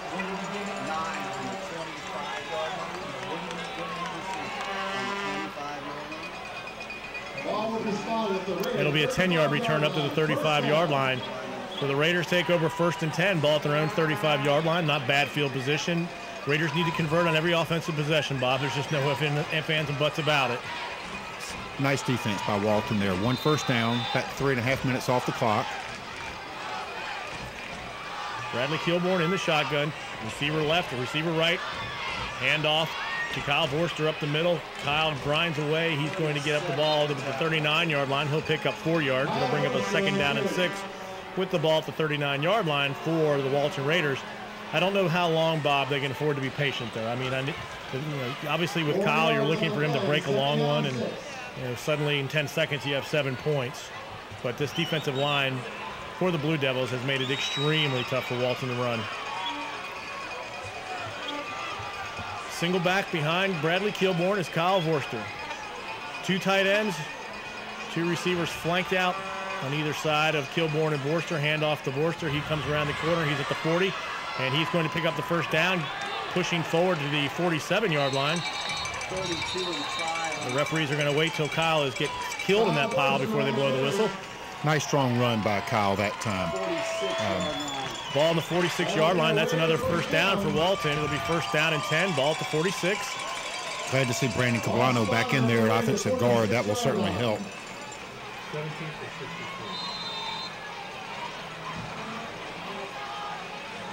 Kyle fighting for every yard, as you can see from the replay. Very, very tough runner. One that I'm relatively certain we'll see at the next level on Saturdays. Kilborn in the shotgun, hands again to Vorster. Vorster over the left side. He's going to be hit immediately, and it'll result in no gain. It'll bring up a 2nd down and 10 for Walton. Defensive line there once again from Norcross doing the job. Bob, what are Kyle's stats so far on an up-to-date basis? I don't know what you've got there. Kyle's got 18 carries for 59 yards. Longest was 16. Right, he had that 16-yard run there towards the end of the first half. Right, here we are once again with Bradley Kilborn in the shotgun. Receivers either side, running backs flanking Kilborn. 2nd down and 10, ball at the 46-yard line. Straight back to pass. Kilborn looks, he finds a receiver, he finds Trip Roberts. He's going to be just a yard short. It's going to be a pickup of 9 yards. Ball to the 45-yard line as the Raiders cross in to Blue Devil territory. Interesting to see if Walton tries to draw him off here instead of running a play. They're going to go with the jumbo formation. Kilborn doing a nice job of throwing the ball when he's had time. I mean, I think that hand off the Joey Windler run, and he's not going to get it. That penetration on that defensive line, that play's not going to work when you have to sidestep 2 yards deep. That is the first time that play has been stopped for no gain all season. 2 seasons. Yes. Probably 2 seasons. So Rocky Doggo facing a decision here, probably going to go for it, down 25 points. Be interested to see again if they try to draw him off with a extended count. Walton comes up quick again. Vorster and Brooks behind Bradley Kilborn, jumbo formation, hand off to Kyle Vorster. He's not going to get it. And the ball's going to turn over to the Norcross Blue Devils on downs as Walton's first drive of the second half is stopped once again by the Norcross defensive line. That tackle was made by number 34, John McWilliams, who is their leading tackler. I mean, Norcross's defense is almost, a carbon copy of that Baltimore Ravens defense, where you have a huge defensive line that keeps blockers off of the linebackers, and then you've got the linebackers Seth Hensley and John McWilliams able to roam free and make tackles. Tonight against the Raiders, the defensive line for Norcross has made a lot of the tackles on their own, Bob. Yeah, that was a That was difficult to have 3rd and 1 and go for it twice, and penetration caused us to lose yards on both those plays. That is not that's not indicative of Walton. Well, one of the things you worry about also in a game like this, Bob, is that you've got a number of seniors out there, and at some point they look up at that clock and they see that clock rolling and that scoreboard, and they, you begin to get a little emotional as a senior, because it's a very emotional moment, regardless of when your season ends as a senior, whether it's in a state championship, a playoff, or whatever it might be. If you've ever worn a uniform, you know what that last game of your high school senior season felt like. I still feel it now. That's the difficulty with high school football. Not difficulty, but that's one of the elements of high school football is if you're in the playoffs, unless you win the state, your last game is a loss. Right. And there's really no way around it except winning the state. So when did you guys go out? What was your last? What round were you in last at Clark Central? It was first round. We were ranked 2 in the state, but we got beat in the first round by Peachtree, Chris Walton, and a really good team, coached by, believe it or not, Coach Trip Allen's father. Oh, really? Trip Allen was on the sidelines of that game. I won't tell how young he was, or consequently how old I was. Blue Devils take over, 1st down and 10, ball at the 46-yard line. Here's a handoff to number 2, Kendrick Hewitt, going around the right side, and he is going to be tackled after about a 7-yard gain.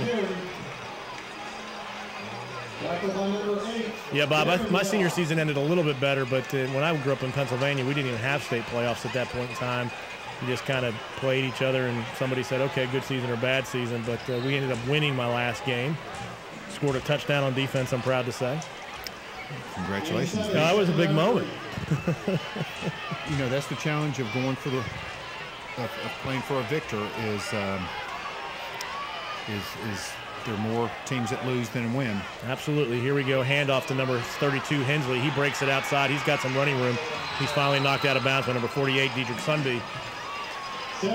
Last 2 plays, we've seen something that has also not been indicative of Walton this year, which is open field tackling. I think we've had probably the best tackling in the secondary all year, and I don't think that's a reflection on our secondary. I think that's a reflection on these 2 strong runners. Well, inside 5 minutes here in the 3rd quarter, Walton trailing 28-3. Norcross, after 2 runs, now has the ball at the 29-yard line inside Walton territory. High formation, slot to the left. Matt Poole, your quarterback. Poole turns, hand straight up the middle to Hensley, who was running very hard. There you go. Good hit by Blaylock.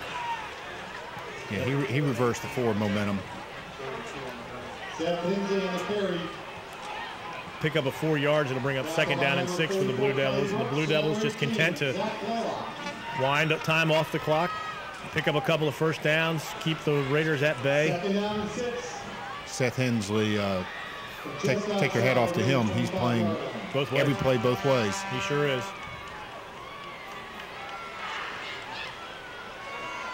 Second down and 6, ball to 25-yard line. Poole keeps it. Missed tackle, but finally picked up by a couple of Raiders after no gain. Cody Allen missed him, but then some help came in and swept up the mess after Mr. Poole turned inside, and he lost a little bit of yardage, and it brings up a 3rd down and a long 6. I think you see how well we're playing the option now.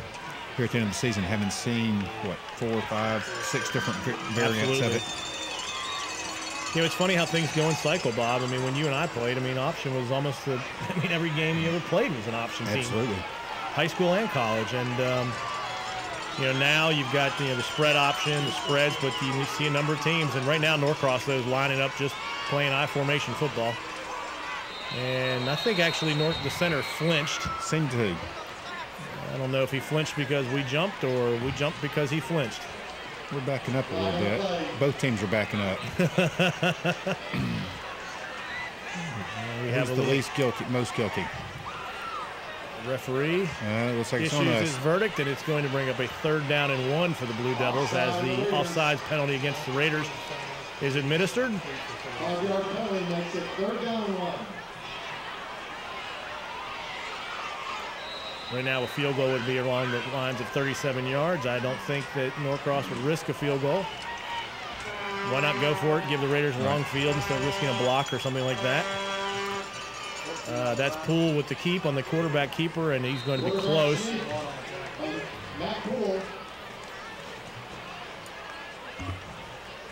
Looks like it's close enough they may measure.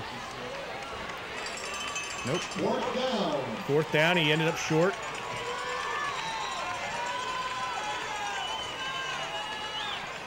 I will say this, Bob. I remember the last time when we played Norcross, 4 years ago. I think it was Adams' junior year. Whenever we play these guys in a playoff, even in the first round, it's cold. Absolutely. I am not sure what this timeout is. It looks like a equipment timeout. Yeah, we may have somebody comes off the field with an equipment timeout. Which, unfortunately, if you're watching the clock, they've got pretty much 2/3 of a clock, play clock, and then they get to restart it and do it again. 2:34 to go here in the third quarter. Norcross just grinding away the clock, leading by 25 points. They've got a fourth down and less than one. Handoff straight ahead to Hensley. He leans forward, and he's probably got that. It's going to be closer than I thought it would be.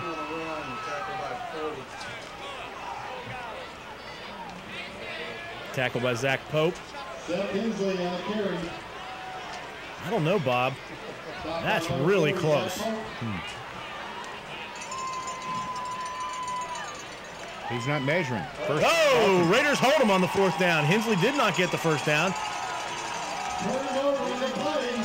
That was a big defensive play by the Walton Raiders. Yeah, as Trevor Miller says, his knee must have been down. That's the other thing, because he definitely fell forward, Trevor, by a yard or two. Well, and we've got a timeout now here on the field. Raiders take over with the ball trailing 28-3. We'll go to a timeout and a word from our sponsors. This is Walton Raider football on Raider Vision.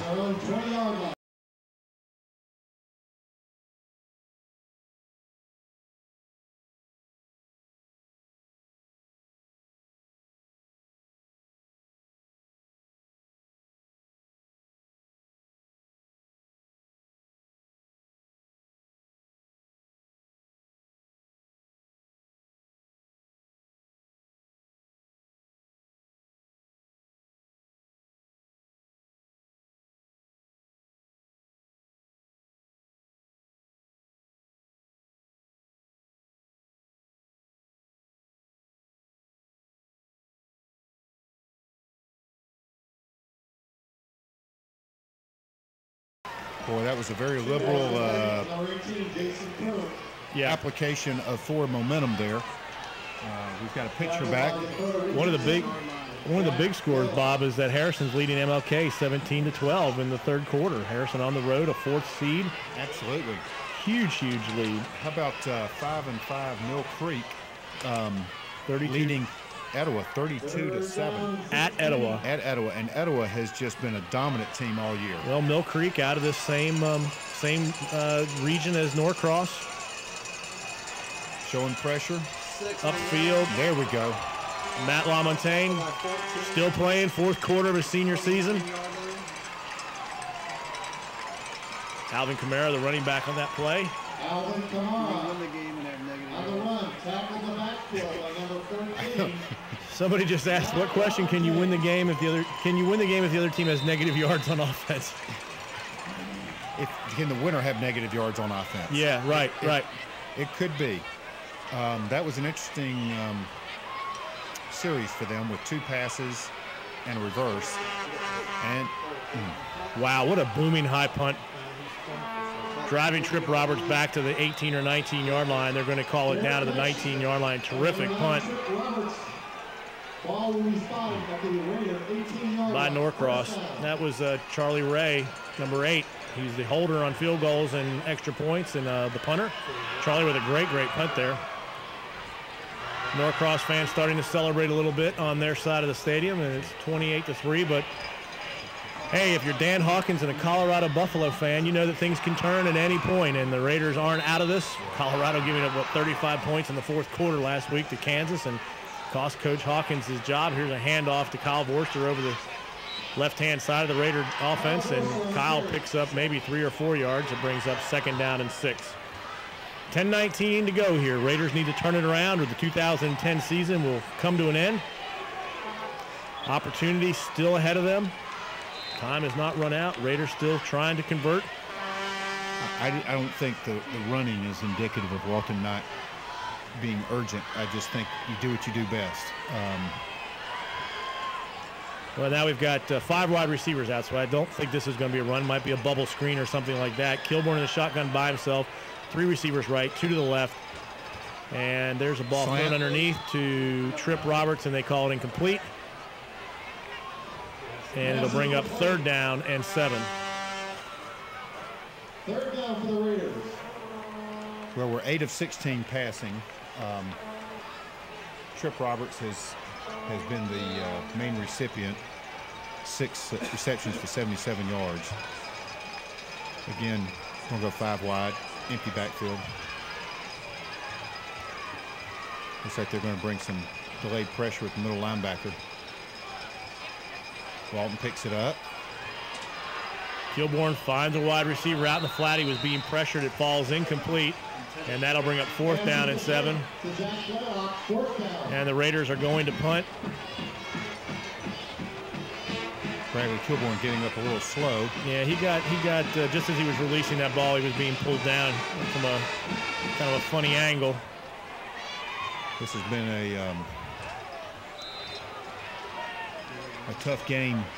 Here we go. Here's a replay on it. Let's see where he gets. Ooh, looks like his knee got bit. Yeah, he gets pulled down from behind. Oh, it's his shoulder. Maybe he just fell awkwardly. Nakai pulled a punt. It's about the place where we had the block. Line drive. And caught at the 43-yard line. That's Anderson once again, number 23. Nice field tackle right there. Who was that? Justin Brooks. He has really had a solid second half. Yeah, especially in the second half of the season. You're right, Bob. I think our defense has really come together. I mean, you look tonight. This one's going to be, if the score holds, this one's going to be a tough one for the defense to swallow. 31 plays, 62 yards. Yeah. And 28 points on the board. And time of possession to me is not that meaningful. It's you don't win with it, but you sure can lose with it if you're behind the 8 ball. But we've got 22 minutes of possession. They've got 15. The main thing is we've run 47 plays. They've run 31. And so as a defense, you've only been on the field 31 plays. You've given up less than 2 yards a play, and you're down by 25 points. The defense has done everything they can. Well, we've got some time here with 9:28, Bob. I'd like just to recognize some of the seniors that we have on our roster. I don't want to get ahead of myself, but at the same time, I don't want to find ourselves at the end of the game not having a chance to recognize some of our stellar seniors who have been, part of the Walton program probably since they were in 6th grade. Number 3, running back Kyle Vorster. Number 7, Bradley Kilborn. Number 9, Trip Roberts. Number 10, Shane McGrath. Number 13, kicker Zach Miller. Number 14, captain Matt LaMontagne. Number 15, Sam Bruns. Number 26, Rodney Gazebue. Number 34, Michael Albinger. Number 35, Captain Orrin Whitaker. And I should have mentioned that both Kyle Vorster and Bradley Kilborn are captains. Number 38, senior Ned Case. We look forward to seeing Ned on the lacrosse field this spring. He's one of our big lacrosse players. Number 39, Joe Kenny. Number 40, Zach Pope. Number 43, Alex Katongale. Number 50, Hayden Karp. 6 on the run. Handoff by Norcross up the middle. Flag might be a hold there. Number 56, Jake Sims. Number 61, Nick Redditch. Number 62, Matt Rooks. Number 71, Christian Anderson. Number 82, wide receiver John Ficarota. Number 83, wide receiver Sam Gadabush. Number 84, senior tight end Ryan Barr. Number 88, senior Patrick Barnett. Number 90, Dane Hudson. And number 99, Brad Noble. So, quick rundown of our seniors. That penalty going against the Blue Devils and moving them back to the 36-yard line. Brings up a 1st down and a long way. 25 yards, it looks like. Clock rolling, 9:16 left to go here in the fourth quarter. Raiders down by 25. Inside handoff to the tight end.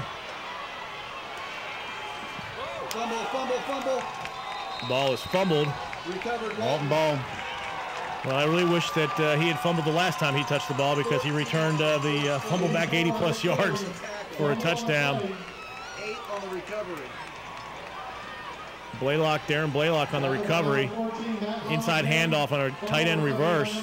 Raiders take over on a fumble. First down for the Raiders. Well, this is these are the kind of breaks that you need. Well, Raiders need to score here in a big hurry. I don't know if we can be patient with the run here, Bob. I think we just need to get the ball down the field. So wait a second, that was a run by 84. Bradley Kilborn, quarterback, single setback. Kyle Vorster behind Kilborn. Play action. Kilborn, this is going to fall incomplete, intended for number 44. Kelly Brooks coming out of the backfield, fullback. Kelly Brooks on a wheel route there. Kelly's got really good hands. It's they were smelling that one out. Of course, you kind of smell out all routes on. When you're down by 25, there's not too many routes that fool you. But a little double move, and he had 2 people on him. So it brings up a 2nd down and 10. The Raiders with the ball at the 43-yard line, their own 43-yard line. There's another play action bootleg to the right. Kilborn. Throwback to Tim Dalton. And that ball is incomplete, intended for number 87, Tim Dalton for the Raiders. Another version of the wheel route. Kilborn, that's a long pass across the field and downfield. But the ball was there, knocked out and knocked away by the defensive back for Norcross. Brings up a 3rd down and 10. Here's a replay of it. Looks like almost like a good strip. That was a nice design play, because what that look was, and he stripped it out of him. What that look was looked like a throwback screen. Yeah. To that side, and hoping the cornerback would bite and come up tight. Well, Jamal Jenkins on defense there for the Blue Devils, maintaining his responsibilities. Kilborn got sandwiched in between those 2 big tight ends, those 2 big defensive linemen. It's a complete pass to John Ficcarota. That'll pick up around 5 yards. It brings up 4th down and 5, and the Raiders are going to go for it here. Time running out, ball, the clock now inside 8.5 minutes, 8:26 in running. 4th down. Raiders looking to get a play in. Now there's going to be a timeout for an injury as number 62 for the Raiders, Matt Rooks. Yeah, it looks like ankle or something. He just went down, couldn't make the walk across the field. Matt, I feel your pain. I'm watching these guys you've been having to block all night. And it is 50 plays out there, and these are some horses. Bob, what is the Brookwood score right now, since it looks like Norcross might be having a chance to play Brookwood in the next round? It's, let's see, it was still 20-6 at half. It had not been updated here on the Golden Flake hotline. It is 37-13 Brookwood in the 4th quarter. And Collins Hill and Woodstock 7-3. That score surprises me somewhat, that it's that close and that low scoring. Last year losing to North Gwinnett 35-7. Parkview has moved ahead of Roswell 27-24 in the 4th quarter. And then Mill Creek still up 32-7 on Etowah. That's a shocker. Harrison still leading MLK 17-12. That also a couple of scores that haven't updated yet. Valdosta looks to be back. They're up 34-0. Yeah, I never know what to expect though with the teams down south in the first round or two. No. Lowndes 35-0 over Groves. Camden, Coffee County scored 28-12, but Coffee County not rolling over. All right, Raiders facing a 4th down and 4 to go. Ball at their own 49-yard line. I'd like to see if Walton will try to draw them off sides here. It's under 5 yards. We could sure use a break.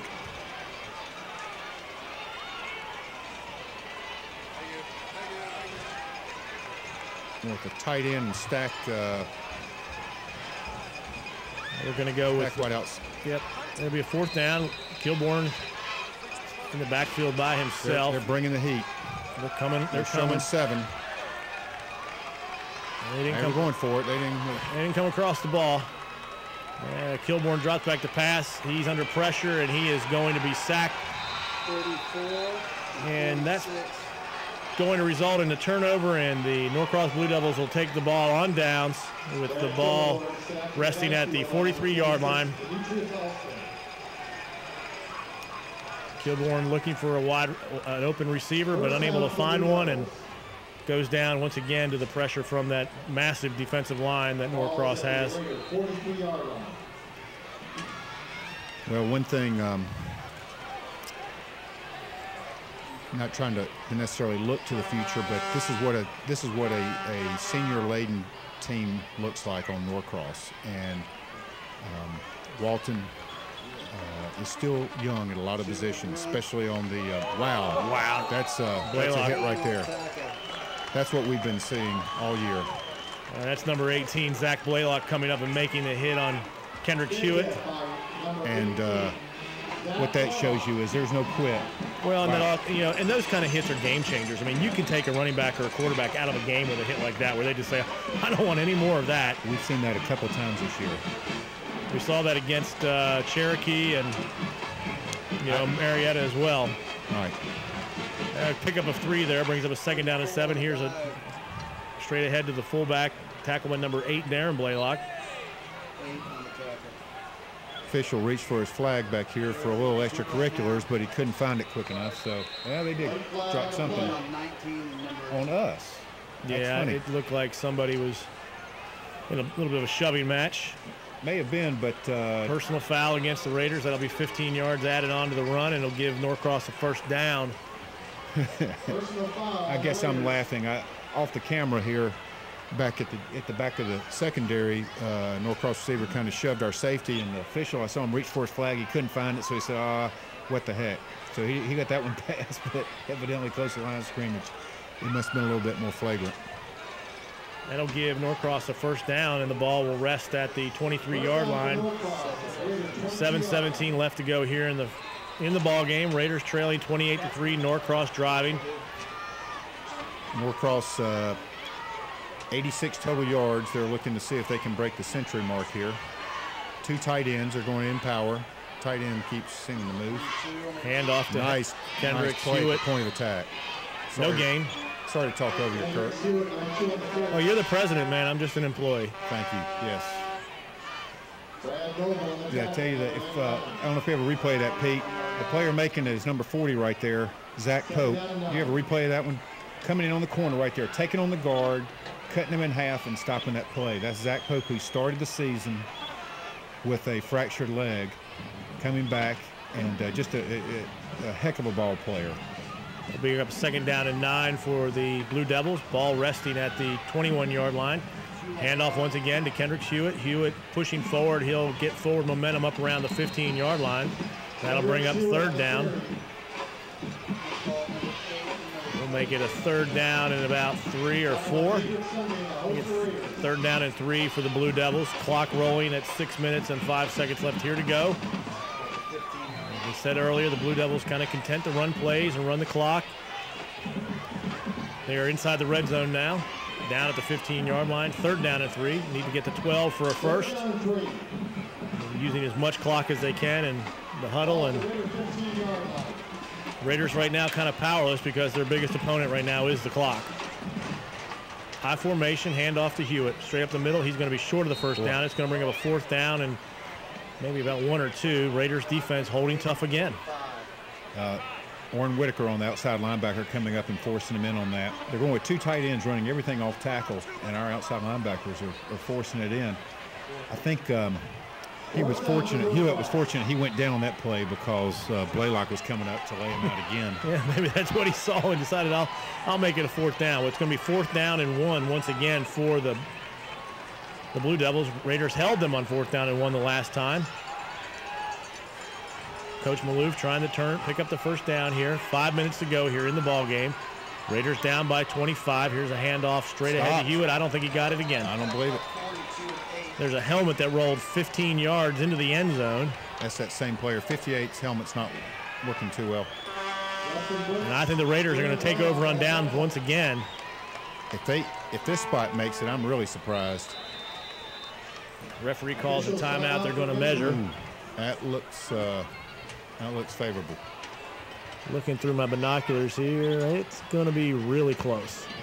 Kurt, one thing I just noticed, the infamous Walton chain gang does not get to work playoff games. I had forgotten all about that. That is going to be a first down by the nose of the football, and it'll be first down and 10 for the Blue Devils with the ball resting at the 12-yard line. Got it by the nose of the football. Basically, the stick was even with the white stripe on the football. I think maybe they balanced out. The one in the first half, I think the spot might have hurt them, but I think it's I thought we had them on that play. Well, the Raiders, we keep saying this, but the Raiders defense has been extremely stout, if not outstanding tonight. It just shows that you have to win all three facets of a game in those cases to control a ball game, and the Raiders just came up short a little bit on offense and special teams tonight. Hand off to Hewitt once again. He's at the 10-yard line, thrown down hard. Fumble, we've got the ball. Ball picked up, it looks, by Lamont. Who was that? Diedrich Sunby. Fumble, and the Raiders take over. That defense, unbelievable effort by our defense tonight. And fumble on the 10-yard line. Hewitt hit hard by Blaylock. Diedrich Sunby has had a heck of a game. He's 6 tackles, 2 tackles for loss for 11-yard loss, and 1.5 sacks for another 11 yards. Well, Darren Blaylock laid the hit on Hewitt, picked up by Sunby, and the Raiders are back in business, trailing 28-3, but no quit in them. 4:21 left here in the fourth quarter. Hand off to Vorster. Kyle's got some running room. He hurdles somebody. He's up to 41, and he fumbles the ball. Yeah, they're going to call him down. Good. So it'll be a first down, the ball at the 41-yard line. Pete, Norcross fans don't like that, but we'll take the first down, and we'll keep on going. Excuse me if I think of them greedy for not wanting another break. Watch this hurdle here. Thank you. He was down. He was down. And actually, I think the spot, no, they got the spot just about right. It's right around the 40-yard line, so it's first down and 10. Raiders with the ball. Touchdown is what we need, and then a couple of onside kicks and a couple of other touchdowns, and we're back in business. Here's a handoff straight ahead to Vorster, and this time number 74, Ben Bradley, is having none of that, saying you're not going to ruin my fourth quarter. Mac Rooks limping off. Christian Anderson coming back on. We saw Matt go out earlier, hurt.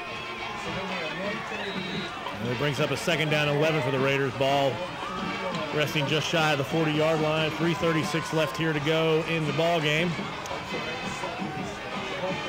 You might wonder why we're running the ball.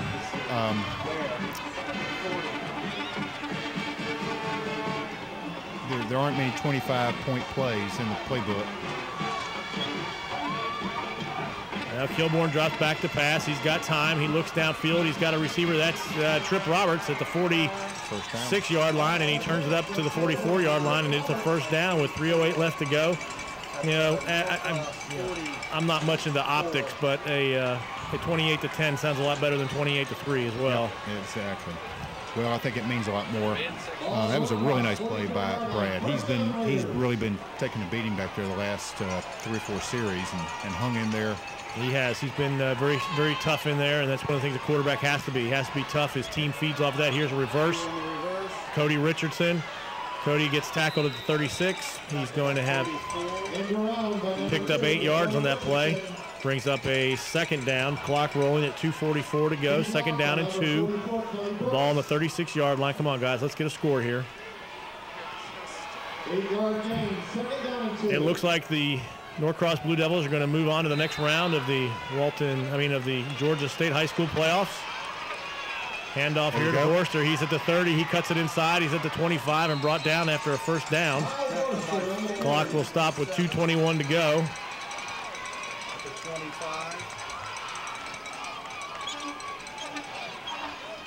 Raiders putting on a late fourth quarter push here, but I suspect it's going to come up a little short. Walton, though, playing with a lot of pride and never say die, never quit type of attitude. Handoff inside to Brooks. Brooks picks up 3 or 4 yards. Kurt, that gives Kyle 24 carries for 95 yards for the night. Inside of 2 minutes, I think he's probably going to get 1 or 2 more here. You would think if we run the ball for over 100 yards, Walton ought to win. Unbalanced line. Hand off to Worcester. He's brought down immediately. He actually might have lost a yard. That'll bring up 3rd down, make it 3rd down and 5. Clock rolling. 1:30 to go here. So the Raider season is probably going to end with a 7-4 record, a improvement over last year's record of 5-5. The Raiders return to the playoffs after missing it last year. First time since the year 2000. Coach Rocky Hidalgo is clearly building this program back to the prominence it's always maintained and had. Tonight was just a tough night. Here's an inside pass that's caught, and it's going to be a 1st down for the Raiders. Caught by Tripp Roberts, number 9.